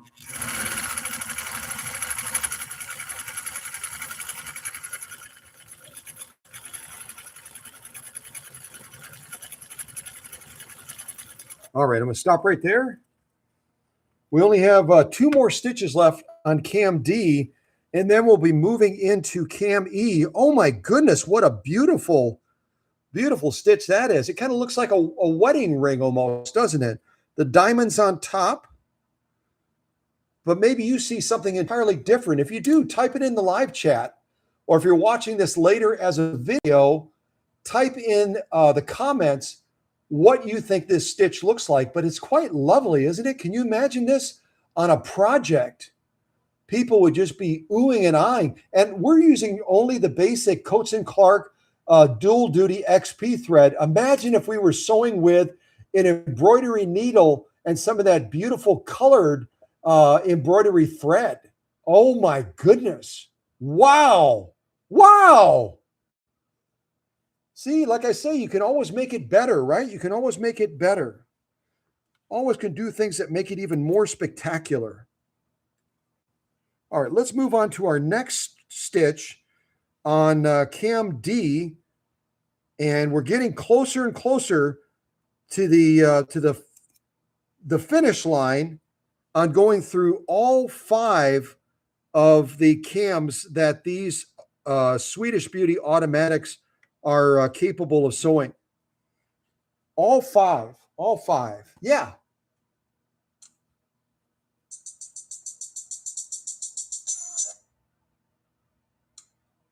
Let's see here. All right.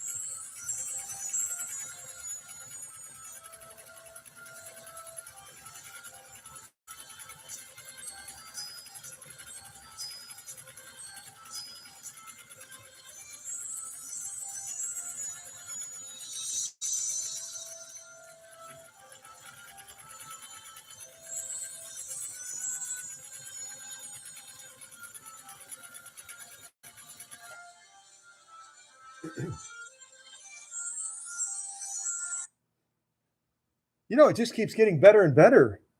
Cam D, no wonder people are looking for Cam Ds, just like our friend Hans over in Norway was looking for one. Look at the stitching that this particular cam puts out. It's quite spectacular. I'd say the one in the middle is my favorite so far, but you might have a different favorite. You might like the one that we did over here on Cam C, or maybe Cam B or A. There's so many choices with these Swedish Beauty cams when you have the entire set, A, B, C, D, E. It's just amazing.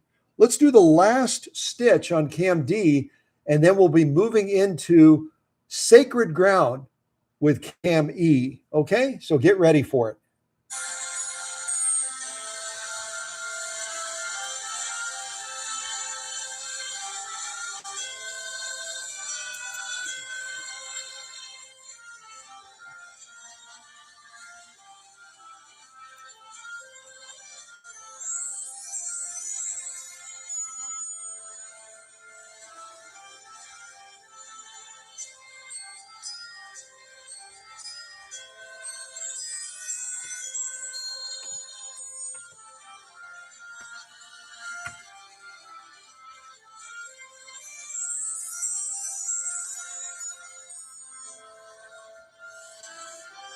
All right. Perfect timing, the 12 days of Christmas, but we're going to pause it and do the final stitch, stitch number 1 on Cam D. All right, here we go.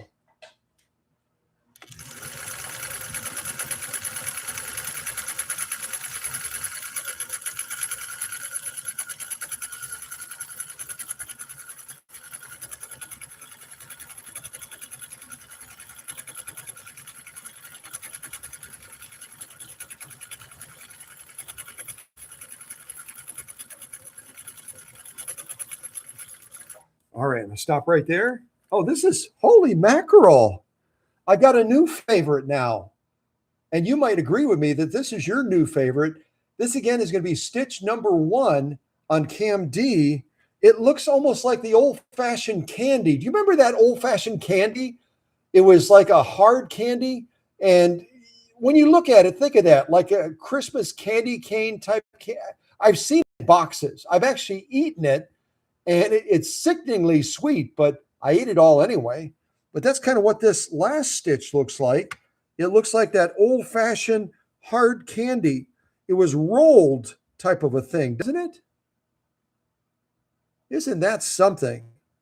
And again, I got so excited. Look, I sewed off course there near the bottom. Or near the top, depending on how you look at it. But that's probably one of my new favorite stitches. It's really quite spectacular. And that ends Cam D. That's the end of Cam D. Let me put a D on there, and then we'll move into our final sew-offs with Cam E, and then we'll move into some other sewing using some other materials. But that's really one of my new favorites now.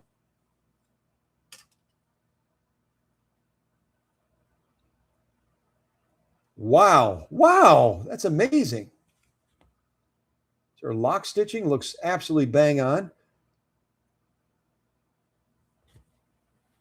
All right, I'm going to get us into position. Oh, I got to put my D on it first. That's right. That's our Cam D.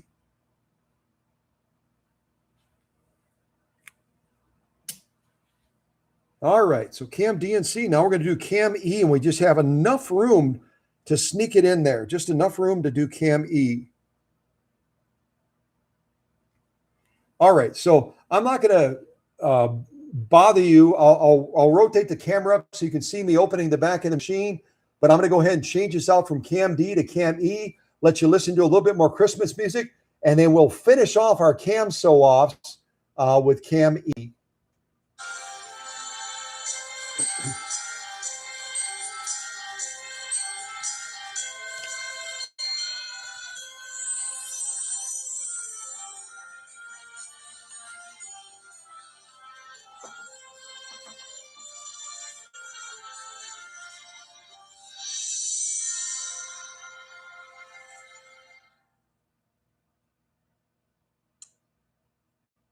It's like the Holy Grail. Ha ha! The holy grail of cams. Ah!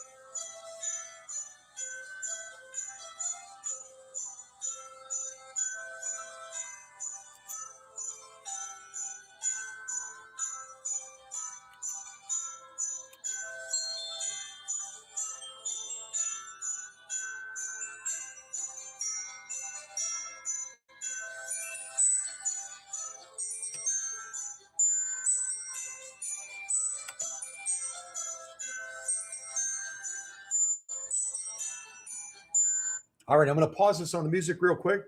So we just did our first stitch, which is stitch number 4 on cam E, the unicorn of unicorn cams for Swedish Beauties.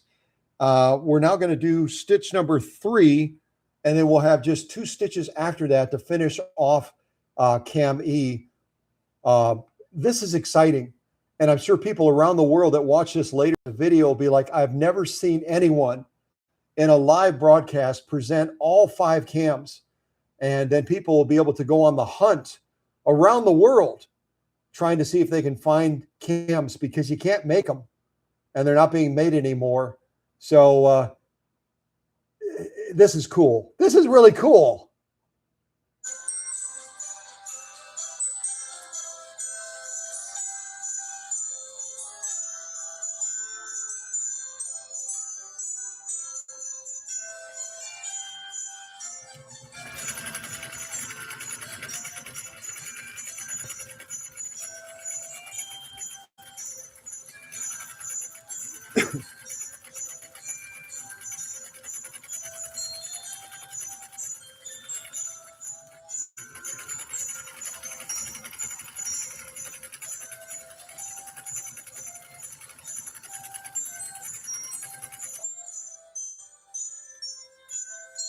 Oh, wow, that's interesting. I'm going to pause it real quick and just say this. You very seldom, and it is slightly different. When you look at these closely, you'll see that they're just slightly different. But this candy cane type stitch that we just did, stitch number 3 on cam E, is very, very close to stitch number 1 on cam D that we just did. Look at them. They're very close, but Husqvarna made just a tiny little tweak where if you look at them closely, they're just slightly different. But golly gee whiz, they're really close. They're really, really close. I had to share that with you. Okay, now you know.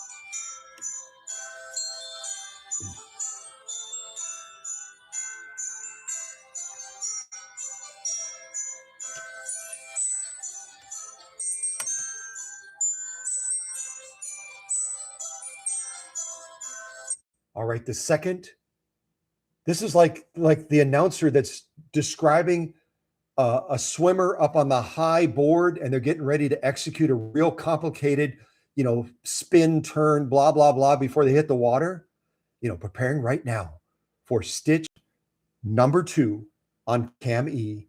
The difficulty level of this is at least a 10. So brace yourselves and take children out of the room. Yeah.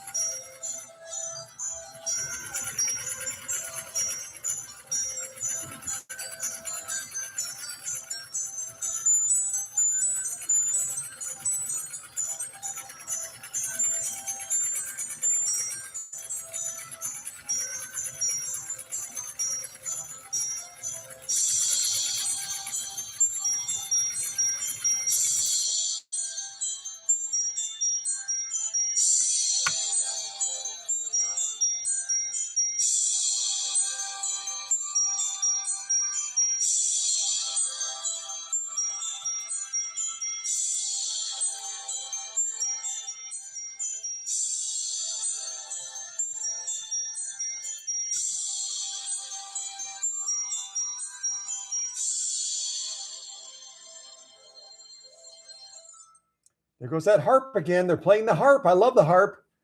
Okay, our final stitch on Cam E, and it completes the full series of decorative ornamental stitches and utility stitches that this Swedish beauty of Swedish beauties from 1957 made cooperatively between Canada, Norway, and Sweden is going to do its final sew-off. At least as far as the cams, we got other fun stuff to do. So don't worry, don't get freaked out. We got a little bit more to do. It's fine. It's fine. Just, all right, grab yourself, give yourself a hug. We're fine. We're fine. One more stitch to go, folks. One more stitch on Cam E, stitch number 1. Stitch number 1. Here we go. Ooh, this is kind of freaky. You know what? Maybe I'll do it in the slow gear just to be dramatic. We'll do it in the slow gear, okay? So what I'm going to do, look at all that. Look at that. Look at that. Look at that. Oh, my goodness. One more stitch off to do, and we'll cover all 5 cams. Look at that. If you joined us late, where's the other one? I lost it. I lost the other one. No, I found it. I found it. I found it. I found it. Look at that. Isn't that something? Cams A and B right over here. Cam C, D, and our last stitch off for Cam E. This is something. All right, here we go. Here we go. Oh, man. I can't hardly believe it. All right, let me, I got so excited. Let's go to the slow gear. I'm going to grab this, pull it out, and we'll do the last sew off in slow motion, sort of, not really slow motion, but slower motion anyway. All right, here we go. And remember, as soon as I move it into the slow gear, I don't have any control over the balance wheel. No control over the balance wheel. It takes that gear reduction and it locks up the balance wheel. All right, so here we go. Final sew off.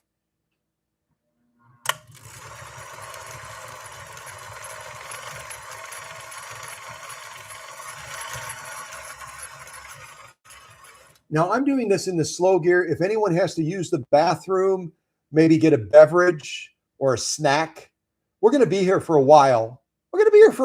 So feel free to do that. And you can always spin it back and rewatch it again, because the slow gear is the slow gear. And it takes us from full speed all the way down to 1/5. So I'm pushing the pedal down and it's like we're caught on ice or we're caught in snow. We're not going anywhere real fast. So again, bathroom break, snack break, beverage break. It's up to you. All right, here we go.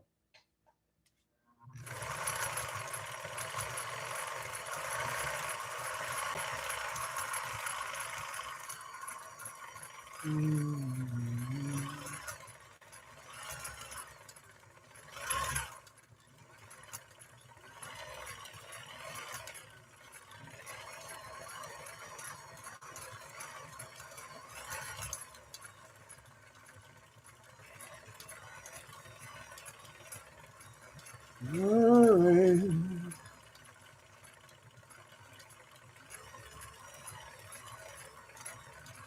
It's kind of like the tortoise and the hare race, you know. You got to be patient. Be patient.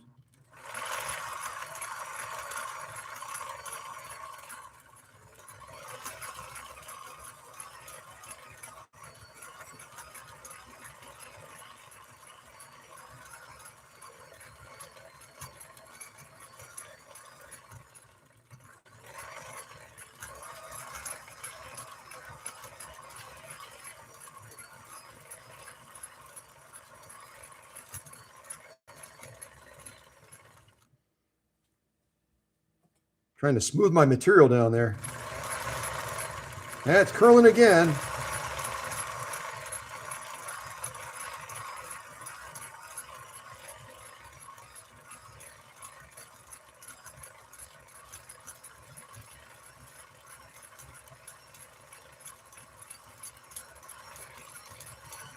All right, I'm going to stop right there.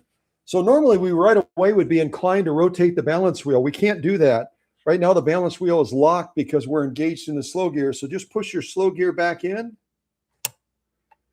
And then you can turn the balance wheel after that so we can get that sew off out. And we can look at all 5 of the cams represented on this 100% cotton. Again, I don't think anywhere else on the internet has anyone done this. So Cow Country family, hey, we're cool. Yeah, we're cool. All right.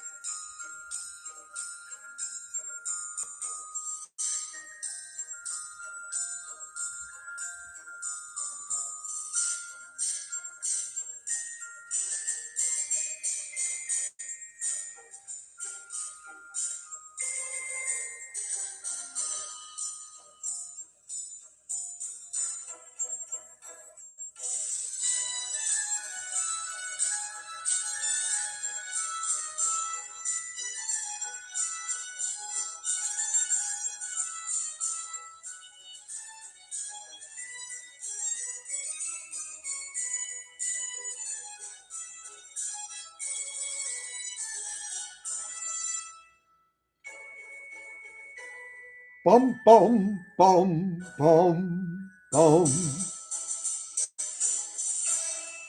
Susie says I need to do more dancing, so I'm dancing. You can't see me.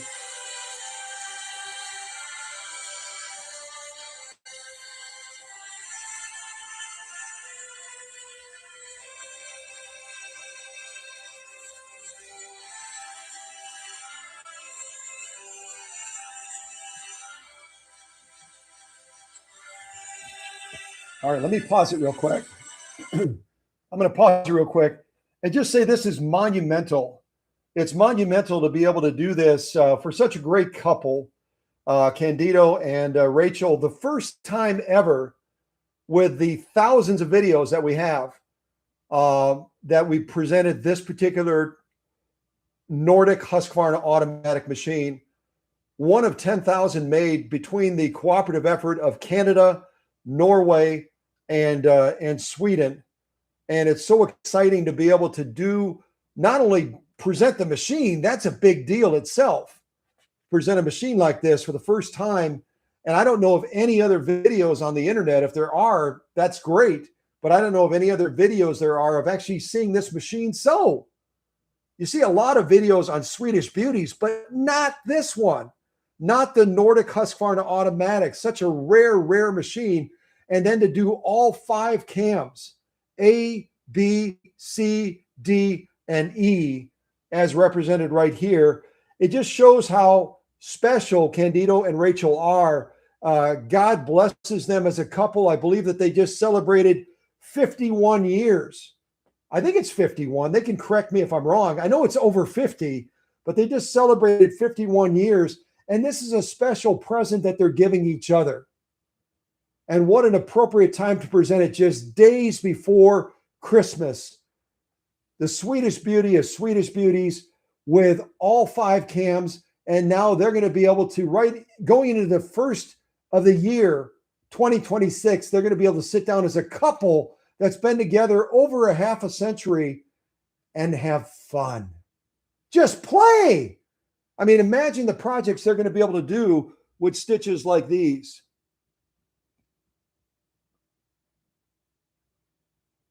This is the great stuff in life that everyone remembers.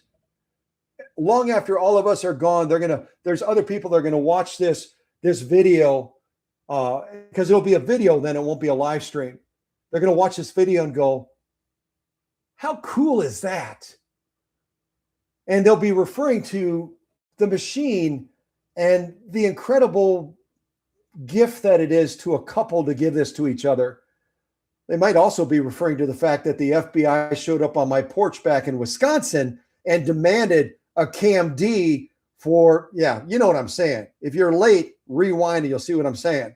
Yeah, it's all cool. It's all super cool. All right, let me put on some music, wet my whistle. We're going to move into some other sew-offs now that we've really run this incredible. And you know what? Am I late to the party or what? I did not announce. I'm announcing now. I should ring a bell before I announce. I'll ring the big bell.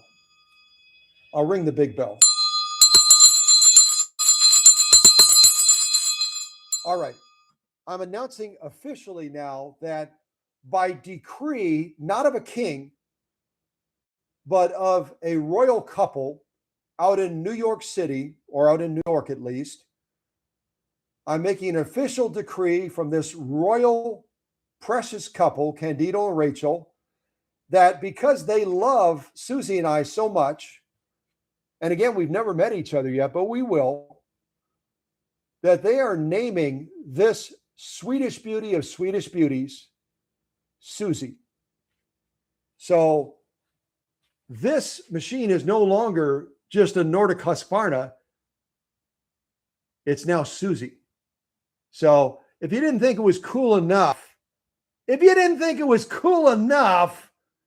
it just got cooler. Yeah, it did. All right, more Christmas music.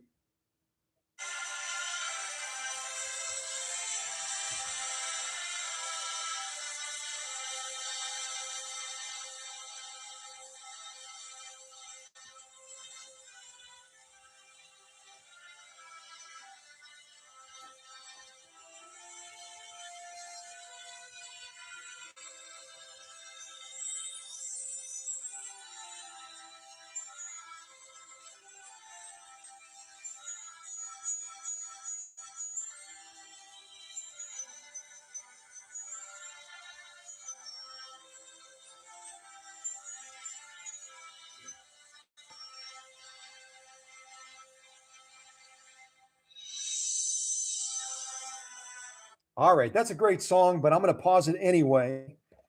Yeah, I think that's so wonderful when you get a machine like this that really is the unicorn of all the Swedish beauties ever made. It's the rarest of rarest Swedish beauties.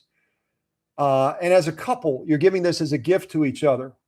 You've been married for over 50 years, and you want to do something special for each other. And what a great way to do that by giving something like this to each other.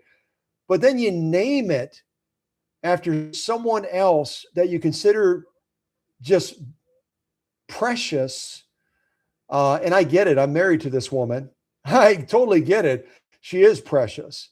But for this couple out in New York that we've never met to take this unicorn of unicorn machines and to name it after my wife, after Susie, to honor her. Doesn't it say a lot about this couple? I mean, truthfully, just how giving, how gracious, how beautiful they are as a couple to do that? Yeah, it does. So with that, blah, blah, blah.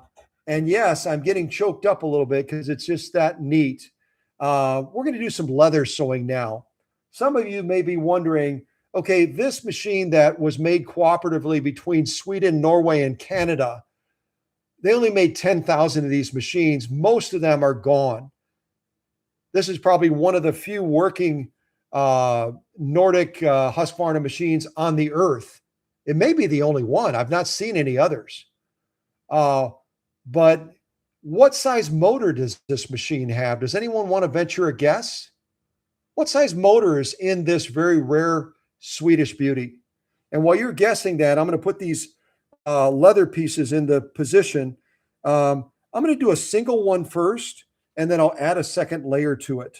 Okay? We'll do a single one first, and then we'll add a second layer. There we go. I'll put this other one right there.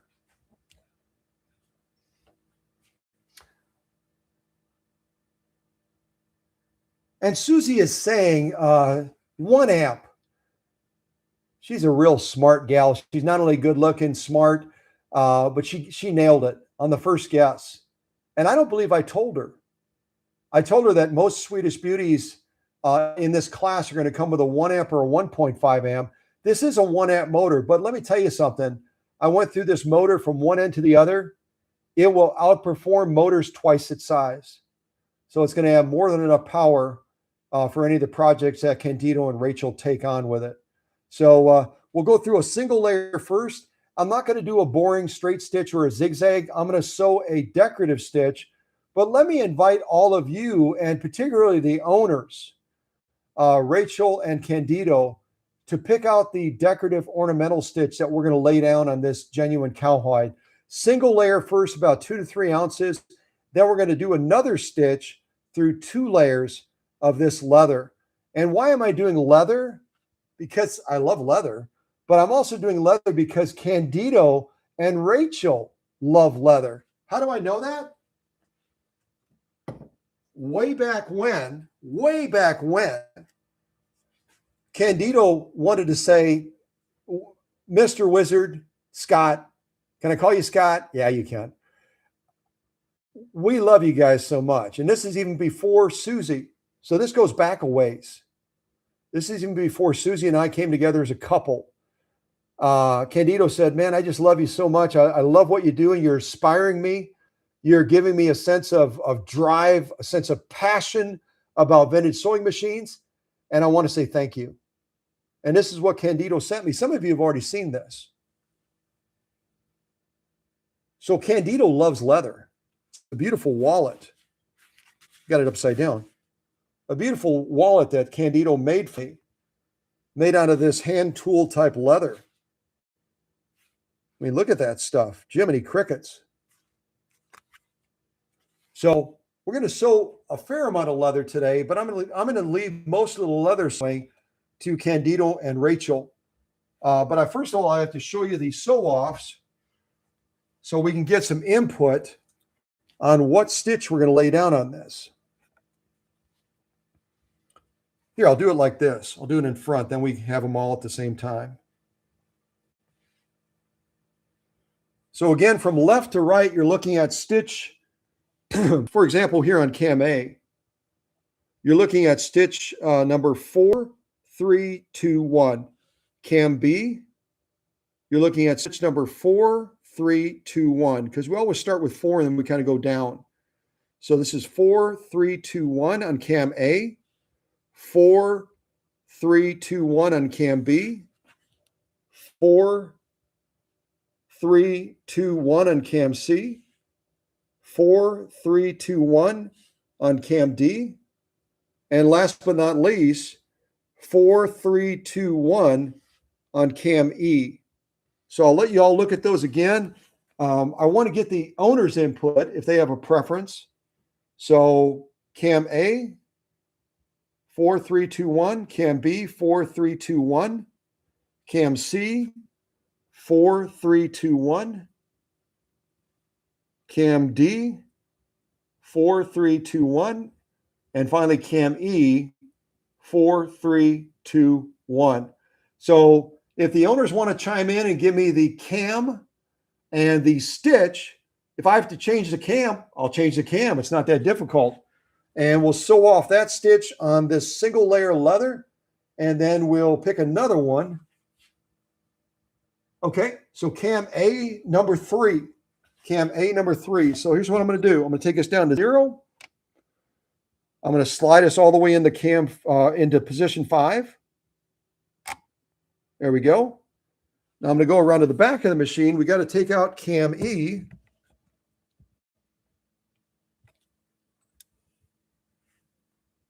There we go. Push this little arm down, take out our cam E. And we're going to go back for cam A. Put cam A in. And we're going to do stitch number 3. Stitch number 3 at the request of the owners out of New York, our dear friends Candido and Rachel. Okay, let me move these out of the way. And I believe it was stitch number 3. So I'm going to move us from 5. Move us from 5 to 4 and to 3. All right, so we're going to lay down cam A, stitch number 3 on a single layer of genuine cowhide. And then we'll decide on the next stitch to go through the 2 layers of this. All right, are you ready? And again, we're not, for those of you that are watching this later as a video and don't know it, we're not sewing with a leather needle. We're sewing with a Schmetz universal needle, size 90-14. We could cut through this a lot easier with a leather needle, but we're using a universal so we can go through a wider field of materials, okay? All right, here we go. Cam A, stitch number 3. Here we go.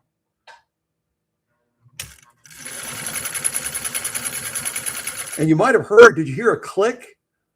We had been in the slow gear, so now that that slow gear mechanism went back to standard speed, so now we're sewing at regular speed again.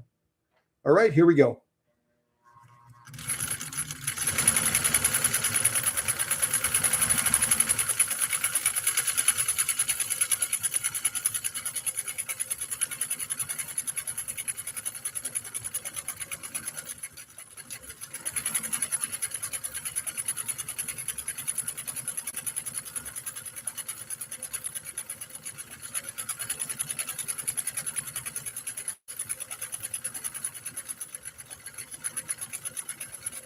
That's a long piece of leather.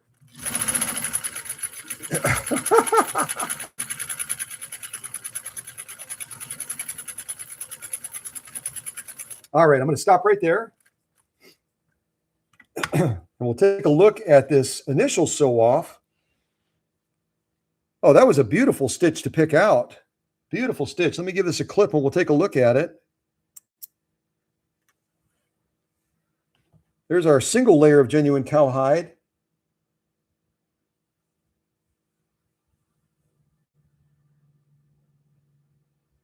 Very, very nice.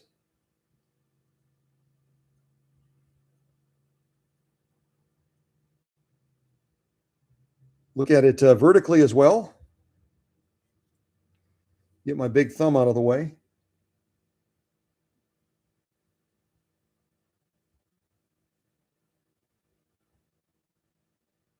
Let me turn the camera a little bit. I think it's trying to focus on something behind there.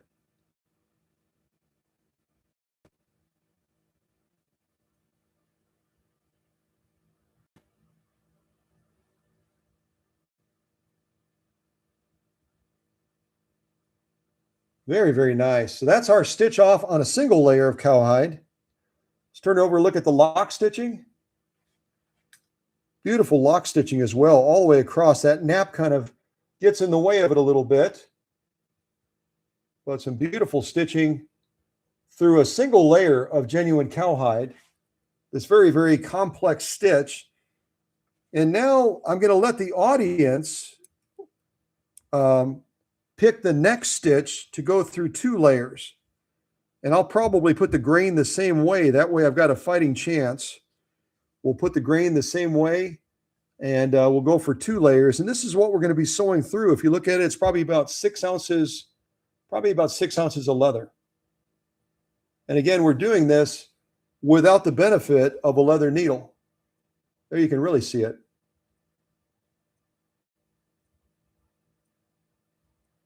Now, most people demonstrating a sew-off like this on another channel with this much leather, 6 to 8 ounces of leather, would go with a simple straight stitch, or they would go maybe with a zigzag. We're going to be going with any stitch that cams A, B, C, D, or E will do. Now, that's a big challenge for any sewing machine, even one that came from this workshop. So we'll see how we do. I'm going to line it up. Get that into place.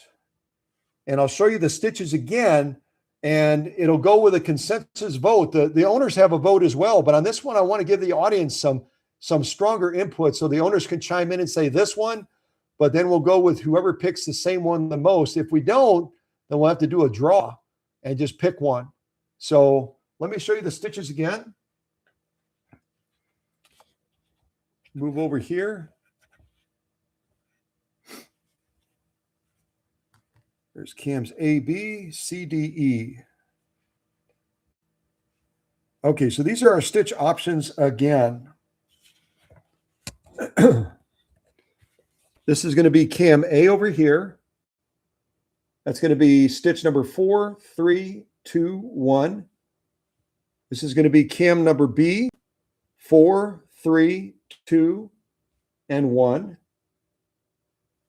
This is going to be cam number C, 4, 3, 2, and number 1. This is going to be cam D, 4, 3, 2, 1.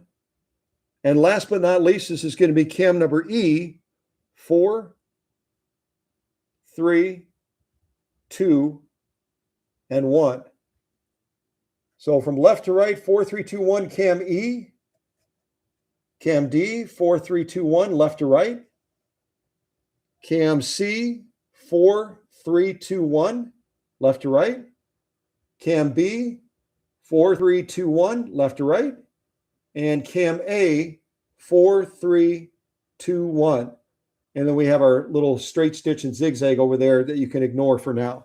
So let me see what the audience says, what the owners say, and we will give it a go. Let's see, Tim is saying B2.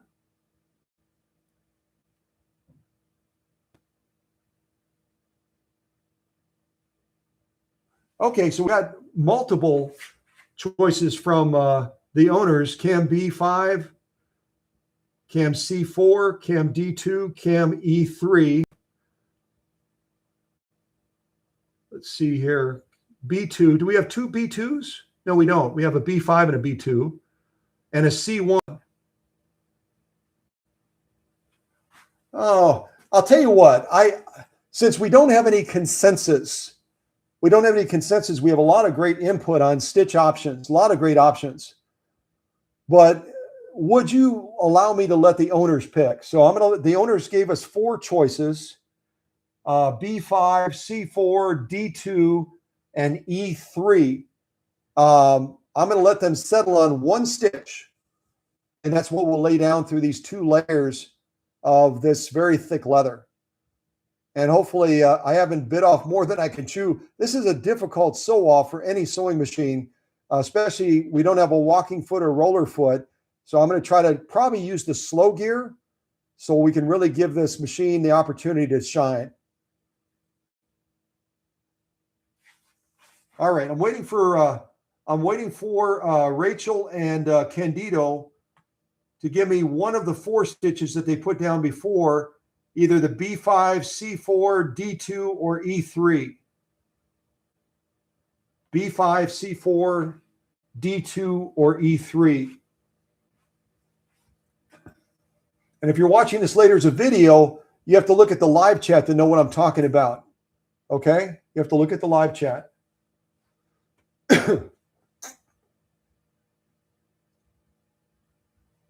All right. Well, while the owners are responding, I'm going to go ahead and put on a little bit more Christmas music, okay?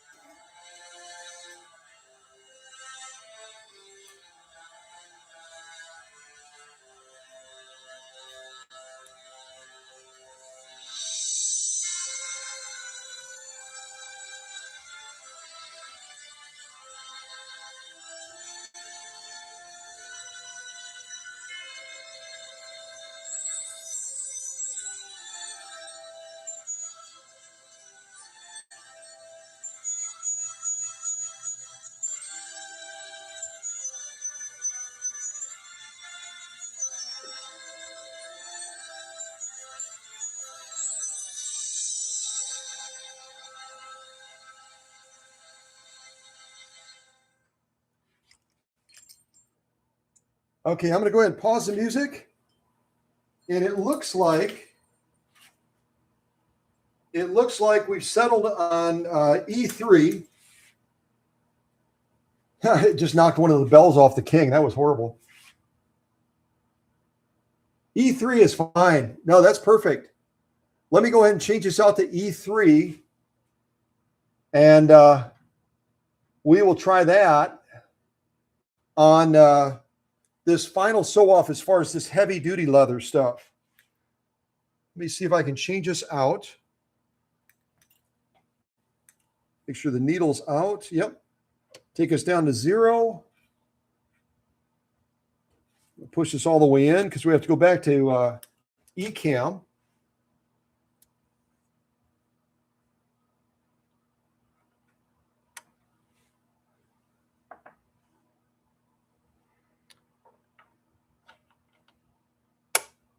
Okay, I've got eCam in the machine. And now I'm going to adjust it so that it's on stitch number 3. And we will attempt this. And I am going to use the slow gear. Now, let me clarify one myth that is propagated.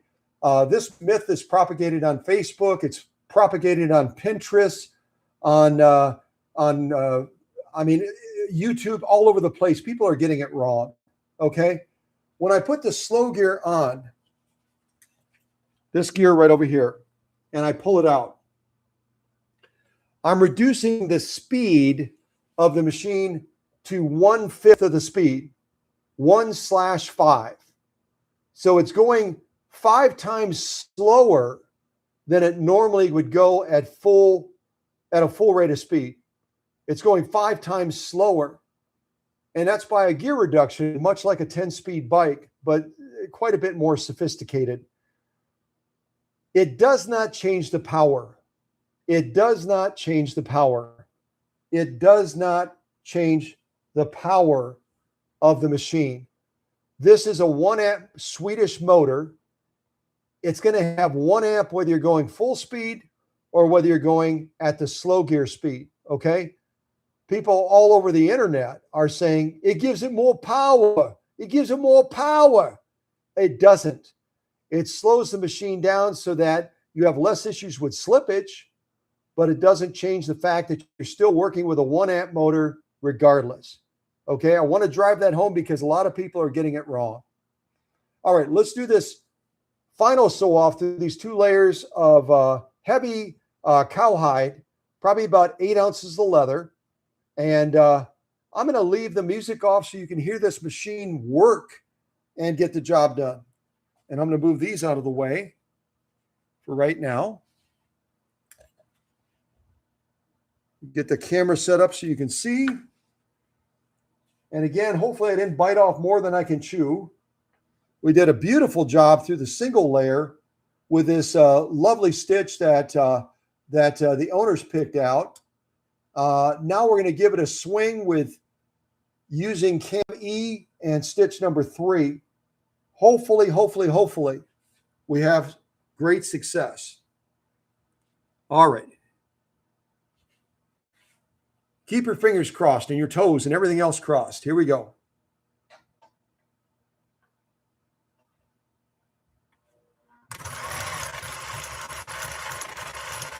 Oh, you know what I did? Rookie mistake. I just did a rookie mistake. Uh-oh. I didn't change us. I didn't change us here. I had us on 0 because I had to take the cam out and switch it. I had it pushed on number 5. Well, we're not getting a zigzag. We're not getting a zigzag because I had the stitch width on 0. That was a total fail. Jiminy crickets. All right, let's try that again. Let's move our slider to number 3. And let's move our stitch width back to 4. Oh my goodness, that was funny. That was not funny, but that was funny. So we're going to have a little trail of very small stitching before we move into the actual pattern stitch after that. Oh boy, rookie mistake. Went through all 5 cams and didn't goof up.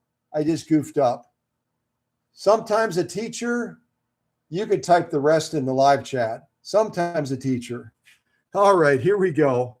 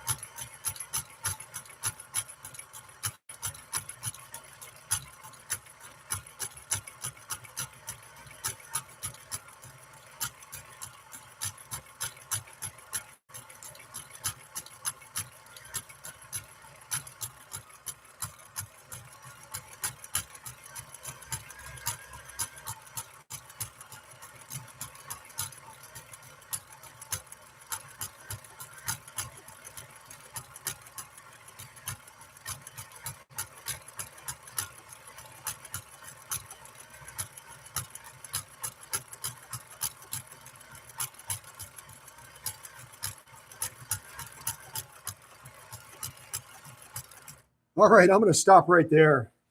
Now that gives you an appreciation for how that slow gear works.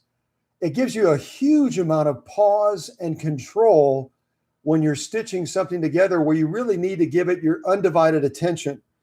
We're able to go all the way down there, even with my faux pas at the beginning, where I forgot to make the proper changes. But that's a great lesson in itself, isn't it? That the machine does exactly what you tell it to do. And if you fail to do something, it's your fault. As Susie likes to say, user error. So I had a little bit of user error at the beginning of that, but I caught it quickly. And was able to adjust. And I want to show you that stitching now. It is, I can already see it. It's unbelievable. Candido and Rachel are going to have a load of fun, and they'll probably be wiser and use leather needles by Schmetz instead of using, the standard universal type needle like I'm using in this live stream. But if it can do this well with a universal needle, imagine what they're going to be able to accomplish out in New York using a leather needle and using some fun thread, right? All right, let's check it out. And while we're checking it out, I'll put a little bit more Christmas music on for us once my phone comes back to life. Technology, technology, technology.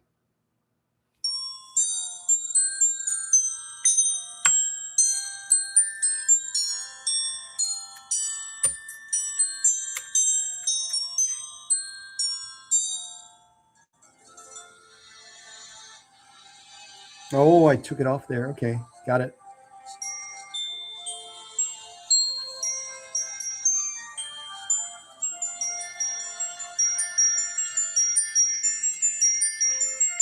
Oh, I created a little bit of a jam. Uh-oh. There we go. Oh, I ran out the bobbin thread. I bet you I ran out of bobbin thread. Ha ha ha! We ran out of bobbin thread. I'll wind another bobbin. That's fun. Okay.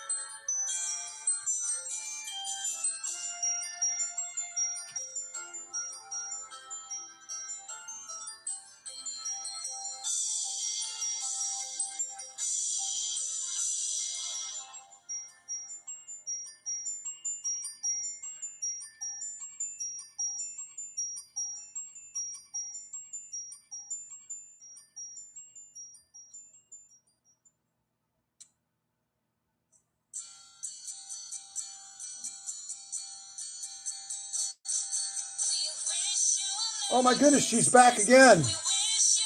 That lady's back again. Jiminy Crickets. So this is our first stitch off that we did through a single layer of this genuine cowhide here on the bottom. And then we did this second sew off through 2 layers, about 8 ounces of leather, using our slow gear, and laid down this very complex stitch on cam E, stitch number 3.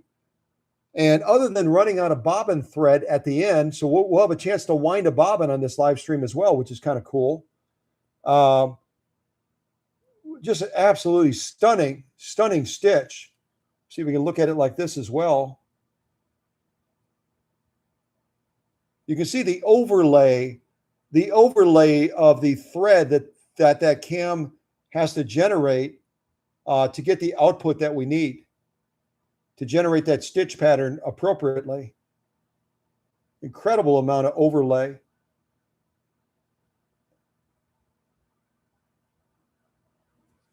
Absolutely stunning, stunning, stunning stitch.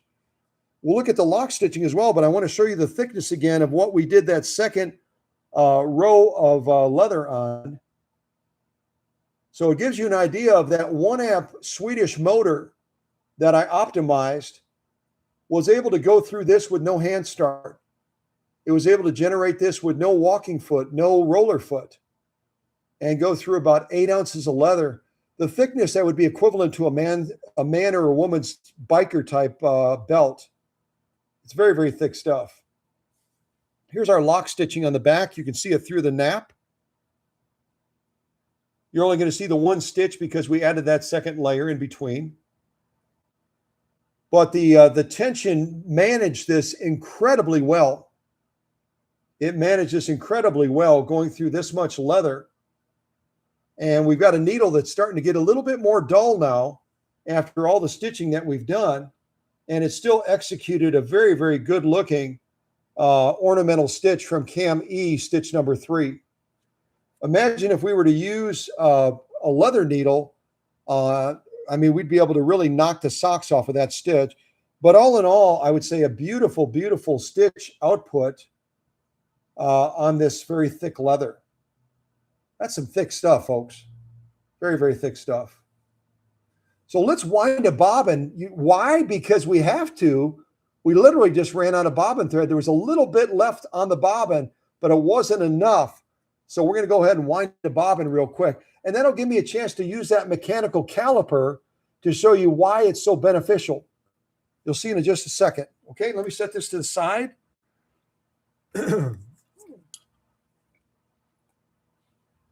The other thing I'll do real quick while we have this open is I will do a little bit of quick service.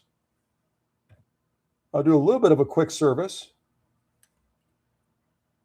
This is a kerosene crystal white combination. It's about a 50-50 mix. I'm going to put a little bit on this Q-tip swab, both ends. This is my little bottle. Had this bottle for decades. Does a wonderful job. Just enough to kind of dampen both ends of the Q-tip swab. First thing we're going to do is we're going to service our bobbin case. Like I showed you, you slide some in there so that it turns on that mounting point on the machine that much easier because it's going to be turning it from inside of there. We're going to swab the inside of the bobbin case as well. Again, there's some springs in here, so kind of be careful. And look at, as clean as this machine is, see how dirty it can get quickly? And that's why I'd recommend doing this about every 6 hours of sewing. So now we have a bobbin case that's very, very happy, but now we need to take the other end of this swab and go into that raceway and just gently swab that as well. It's a jam-free raceway. A lot of the Swedish will argue that you don't need to lubricate it by doing what I'm doing right now. I think that's a bunch of hogwash, or maybe that's a bunch of figgy pudding. Swabbing that a little bit and then swabbing that mounting post as well.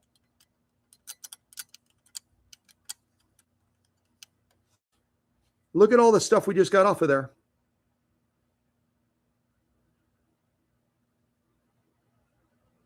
And that's only after about 2 to 3 hours of sewing.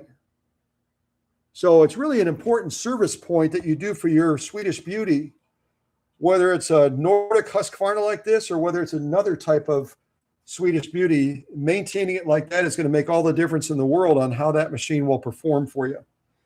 So we're going to go to the other side of the machine now. We go over here, kind of angle our camera down. First thing we'll do is we'll mount our bobbin to here. Just slide it on like that. Then I'm going to go for my caliper. And I'm going for my caliper because one of the biggest challenges when you're winding a bobbin sometimes is getting that thread to be even on the bobbin as you're winding it. Bring this up a little bit. There we go. Oh, I'm off camera a little bit. Let me go this way.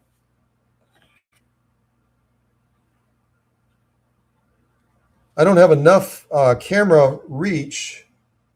You bring it over the top of the machine. Maybe that'll help.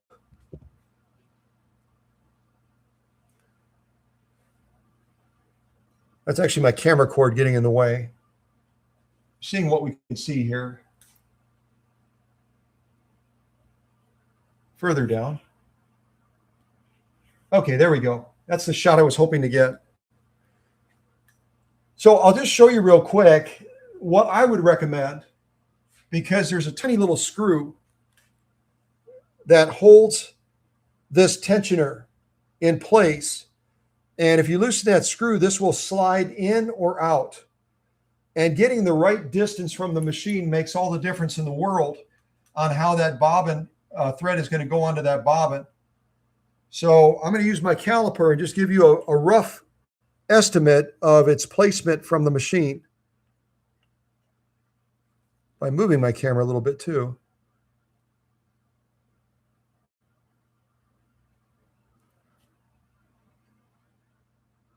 So the rough estimate from the edge of the machine to the outside of the tensioner is going to be 12 millimeters. I don't know if you can see that in the shot or not. It's going to be that lower number right there.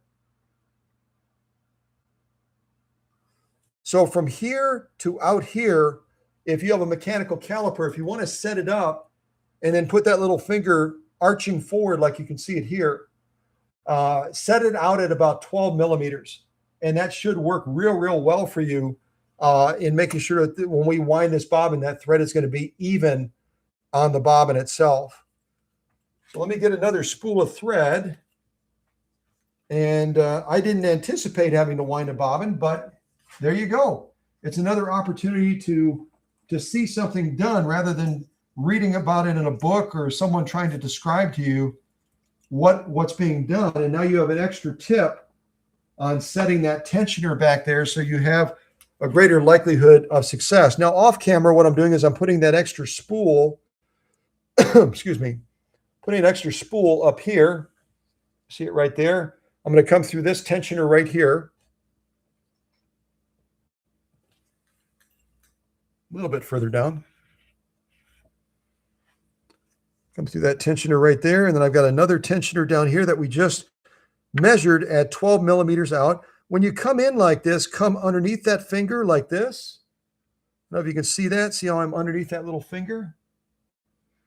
And then bring it from that underneath that finger through that tension disc to the rear like you see me doing right now. And you can hold the thread on top, kind of draw it through there so it's in place. And then you wind it around that bobbin. I always wind it the wrong way. I'll probably wind it away from me and just see what happens. Like this. And because we have that bobbin slit on there, our needle is not going to move. It's going to disengage that clutch automatically. So let's see how we did here on our setup. It should be in pretty good shape.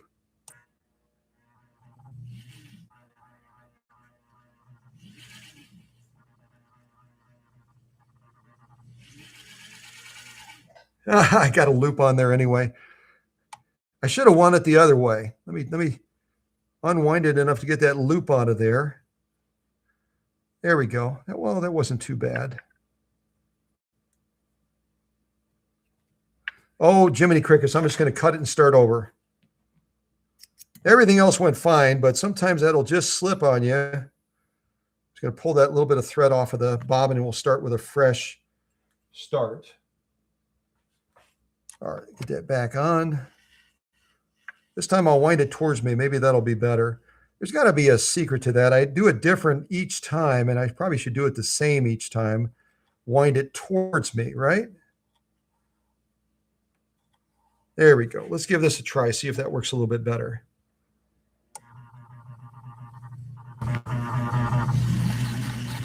Yeah, that works better. So wind it towards yourself.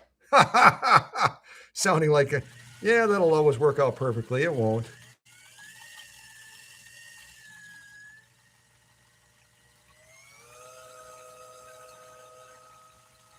And if for some reason it gets off a little bit, it looks like we're getting really a nice even flow right now, but you can always put your little finger on there. When we get back on that side, I'll build it up just a little bit, and then it'll move back and forth evenly.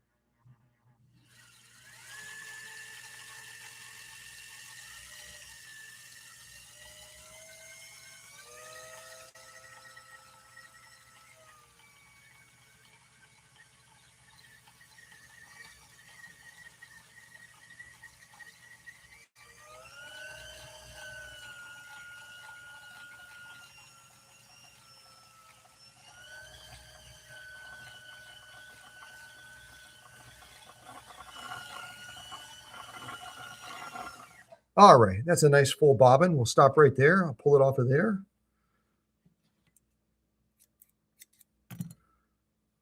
So there we just wound that bobbin. Looks really good, quite nice. Now we need to get back into that bobbin case. And again, remember, once we put it in, we're going to want that thread over the top so that as that bobbin is turning, I should say, it's going to be turning counterclockwise. That pulled in there.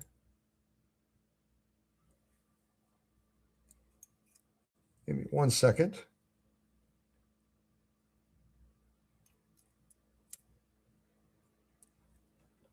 I've got some, see how this is curling? I've got that static thing going on. So I'm showing you how to deal with that as far as spritzing a little bit of water.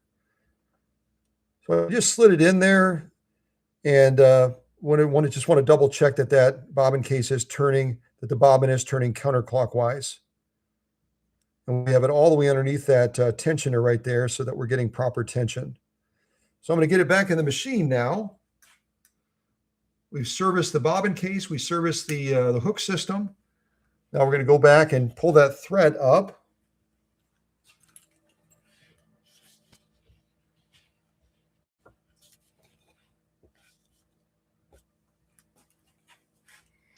And we can resume our sewing.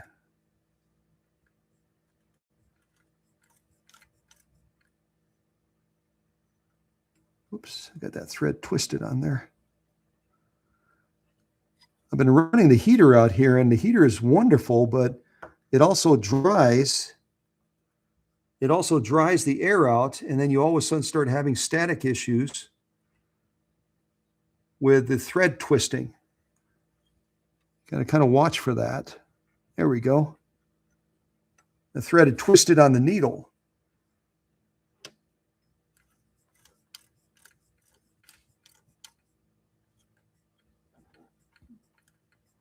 There we go.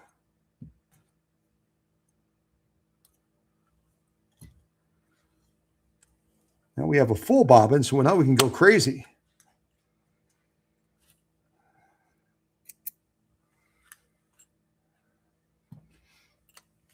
Okay, so we've gone through leather sewing. We've gone through all of the cams that we have with this NORDIC-HUSQVARNA automatic from 1957. We've got so many other sew-offs we can do before we finally do our sew-off in a circle that I would like to do, probably using a decorative stitch. I've got some of this green velvet material. Came off of this spool right here from Target for $1.29 back in the day. And this is a combination of, what is it, polyester. It's got a variety of other things in it. So it's a little bit of a tricky material to sew, but it's a lovely material to lay down a decorative stitch on. I actually got it for $1.03 at Goodwill in Green Bay, so that wasn't a bad deal. I got it cheaper than when they bought it originally. That's good. So we've got this type of velvet. We have another type of velvet as well, this red velvet. I kind of went with Christmassy colors. So we can certainly do some stitching on these Christmas type velvet materials. They have that slippery back. You can kind of see that. But I'm sure this Swedish Beauty will do wonderful in feeding it. So we can do some of this. We already did canvas, so I think I'll throw this canvas to the side. We did canvas when we were demonstrating a couple things earlier. And I've got denim.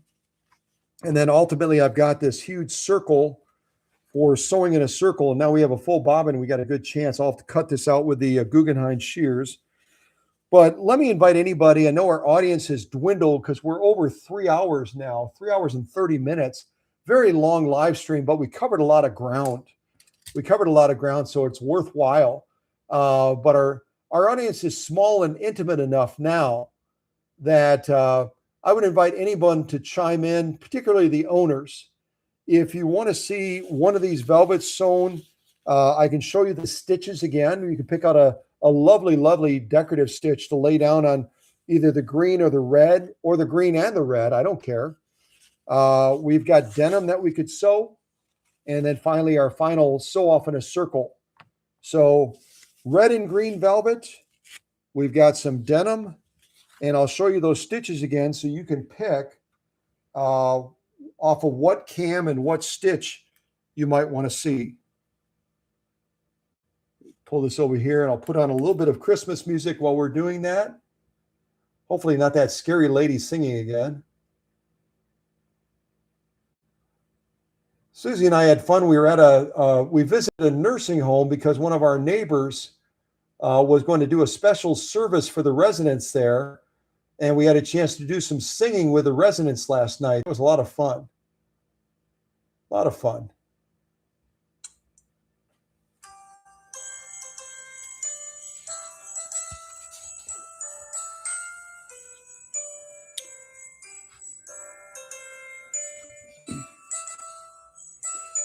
So then again, that's cam A right there. Cam A, 4, 3, 2, 1. Cam B, 4, 3, 2, 1. Cam C, 4, 3, 2, 1. Cam D, 4, 3, 2, 1. And Cam E, 4, 3, 2, 1. So if anyone has any input on the stitch you'd like to see laid down on some of this velvet material, go ahead and type that in the live chat. We'll wrap up this live stream with a little bit of velvet sewing. It's always fun to sew velvet, I think, especially at Christmas time. And then we'll do our final sew off in a circle on 100% cowhide and lay down we'll pick some really cool stitch off of one of the cams and lay that down going around and around and around. And I won't do it in the slow gear. Otherwise, this will be about a 5-hour live stream trying to go from the outside all the way in. We'll do it at full speed. All right. So if anyone has any input other than never squat with your spurs on, you can kind of see that in the background. One of my fun signs in the C1. All right, I'm going to do C1 for Susie since this machine is named in her honor by Candido and Rachel. I will set us up with Cam C, stitch 1, and we'll lay it down on the green and the red velvet. And then I'll send this velvet with Susie, the machine, not my wife, Susie. I'll send this velvet with Susie, the machine, back to New York. And then Candido and Rachel can do a little bit more sewing on this really fun vintage velvet material, okay? So let me put on some Christmas music. I'll get us set up with Cam C, and then we'll move towards wrapping up this live stream.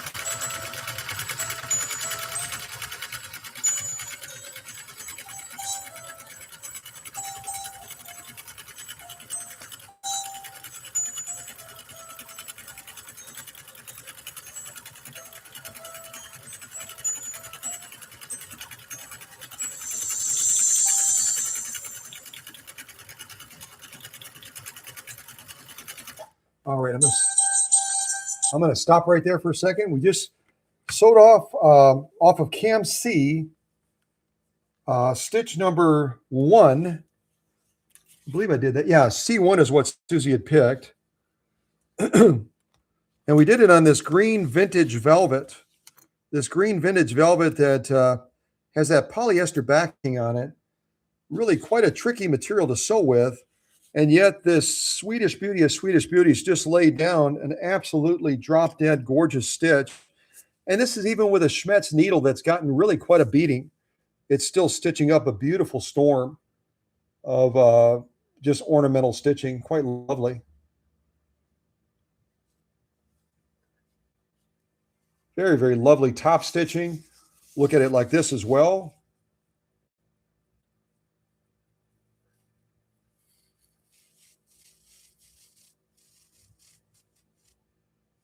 Turn it over, look at the lock stitching on the back.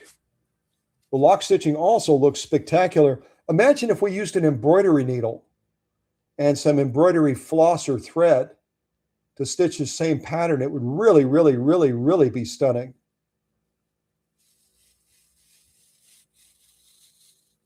But really a lovely stitch off on this vintage velvet material. I'll send the rest of this with Susie, this incredible NORDIC-HUSQVARNA automatic from 1957. And we'll run off another stitch on the red one. I might just pick one randomly, maybe stitch number 2 on the same cam or stitch number 3. And then we'll stitch on that red one and set that to the side as well for Candido and Rachel to play with. Okay. Brushing off a little bit of sticky stuff on there. Let me get this into place. We'll sew off on this red velvet now. If anyone likes pastries like Susie and I do, you'll have to treat yourself to some red velvet cake around the holidays, Christmas time. Red velvet cake is really one of those decadent desserts that is really nice to treat yourself with just occasionally, not too often, because it's really, really, let's just say that it's calorie rich. It's very calorie rich. So we've got Cam C in this incredible Swedish, Canadian, Norwegian machine right now. I have to remember all 3 countries, otherwise I'll get in trouble. So all 3 of those countries that contributed towards creating this masterpiece back in the late 1950s. I'm going to be focusing now on what stitch to lay down in this red velvet. So I'm going to just randomly turn our stitch width down so I can change this from position 1 to, say, position 3. That's what we'll do, position 3. So let's give this a try now. And then we'll move from this directly into our final sew off. We'll hold off on the denim and let Candido and Rachel sew some denim once they get the machine. Okay. All right. Vintage red velvet with cam number C, stitch number 3. That kind of rhymes a little bit, doesn't it? I feel like Dr. Seuss all of a sudden. Cam letter C, stitch number 3. Yeah, here we go.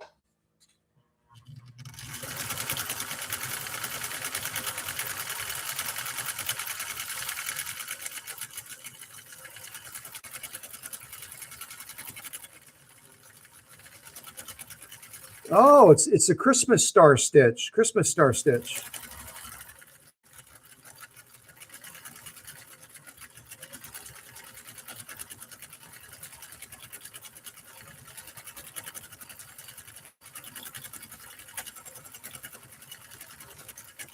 All right, I'm going to stop right there.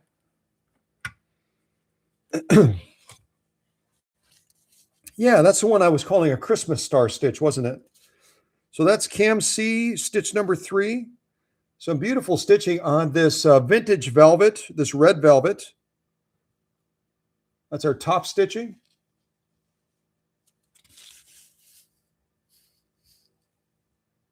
And again, imagine if we were to use an embroidery needle, we could really sharpen these up even more, couldn't we? But they're quite lovely. They're quite stunning. That's our top stitching. Here's our lock stitching on the back. I actually like the way the lock stitching is presenting even more. Really, really beautiful. So I'm going to set this velvet to the side. This will go with Susie, this amazing Nordic Husqvarna machine when it heads back to New York. I don't know what I did. I wrapped around the post thing there somehow. See, when you don't have a cup of coffee in the morning, all kinds of things can happen. Look at that. Come on, you silly thing. There, we got her. We almost got her. There we go. Yeah, I got a little static problem out in the workshop right now. I'll have to spritz some water around to eliminate that static. And you can do the same thing in your sewing suite, in your sewing space, especially if it's carpeted. But even with vinyl plank flooring or other hardwood type floors, you can still develop static issues.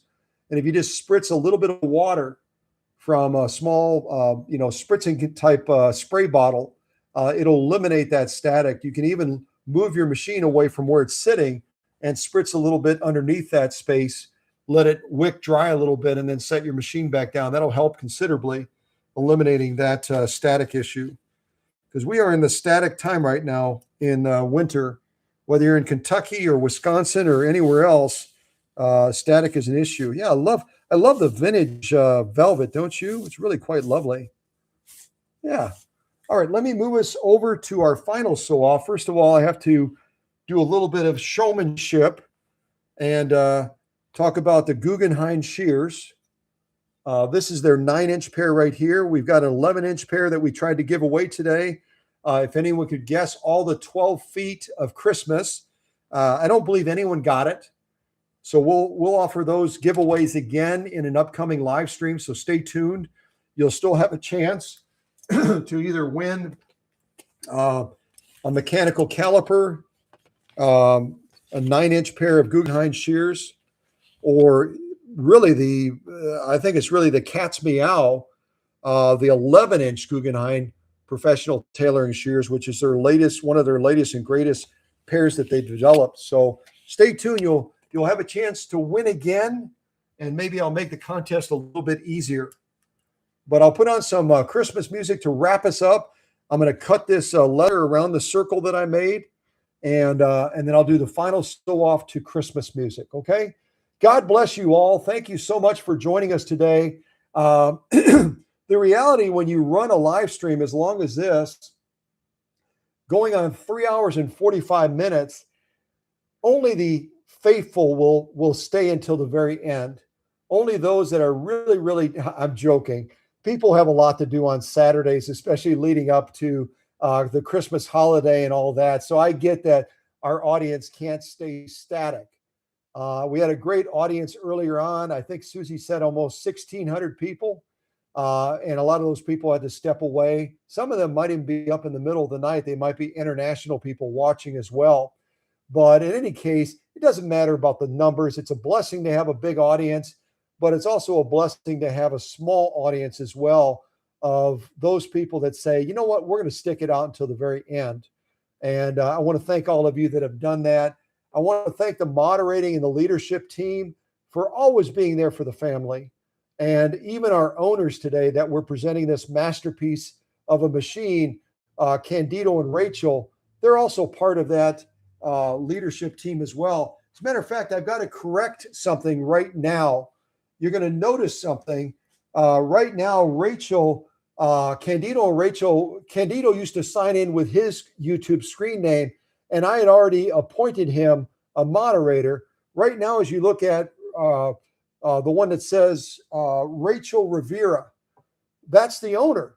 And she and her husband are both part of the leadership team for Cow Country. But right now, Rachel is not being recognized because it's a different screen name.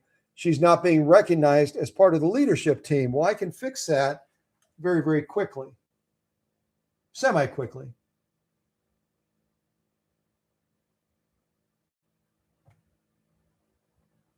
And there's two different levels of moderating on YouTube. Not that you need to know that, but it doesn't hurt to know it. There's a standard moderator, which I start everybody at. And then eventually, as they're with us and they demonstrate their loyalty, their commitment, their passion, all of that, blah, blah, blah, I then move them from being a standard moderator to a managing moderator. A managing moderator has a huge amount of authority, not to flaunt, but to use to benefit and to protect the family. We sometimes get people that will pop into our live streams, and I call them disruptors. They're here just to cause trouble. A managing moderator can actually ban them from the channel. That's how much authority they have. And I believe all the leaders present right now, Teresa, Tim, Susie, and then Candido and Rachel, they're all managing moderators. Some of our other moderators don't come as often, and so they're just standard moderators. At any rate, blah, blah, blah. Let me click something. Give me a second.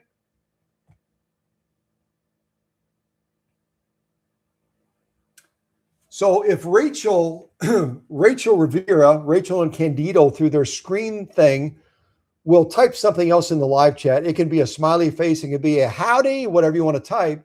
You'll see all of a sudden they've gone from part of the audience to part of the leadership team. And I should have rectified that earlier, but so much going on.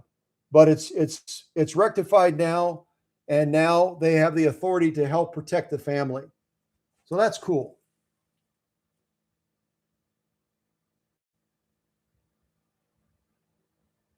All right, I'm going to get ready for our final sew off, put on a little bit of Christmas music, and yeah, we'll wrap this up. This was a long one today. And you can imagine with all my blah, blah, blah talking and everything, my voice is about shot. That's okay. I'll rest my voice later. All right. God bless you guys. Merry Christmas. As they say in Germany, Frohe Weihnachten. And have a blessed Christmas as we do this final sew off. And I will just randomly pick a fun stitch to sew in a circle.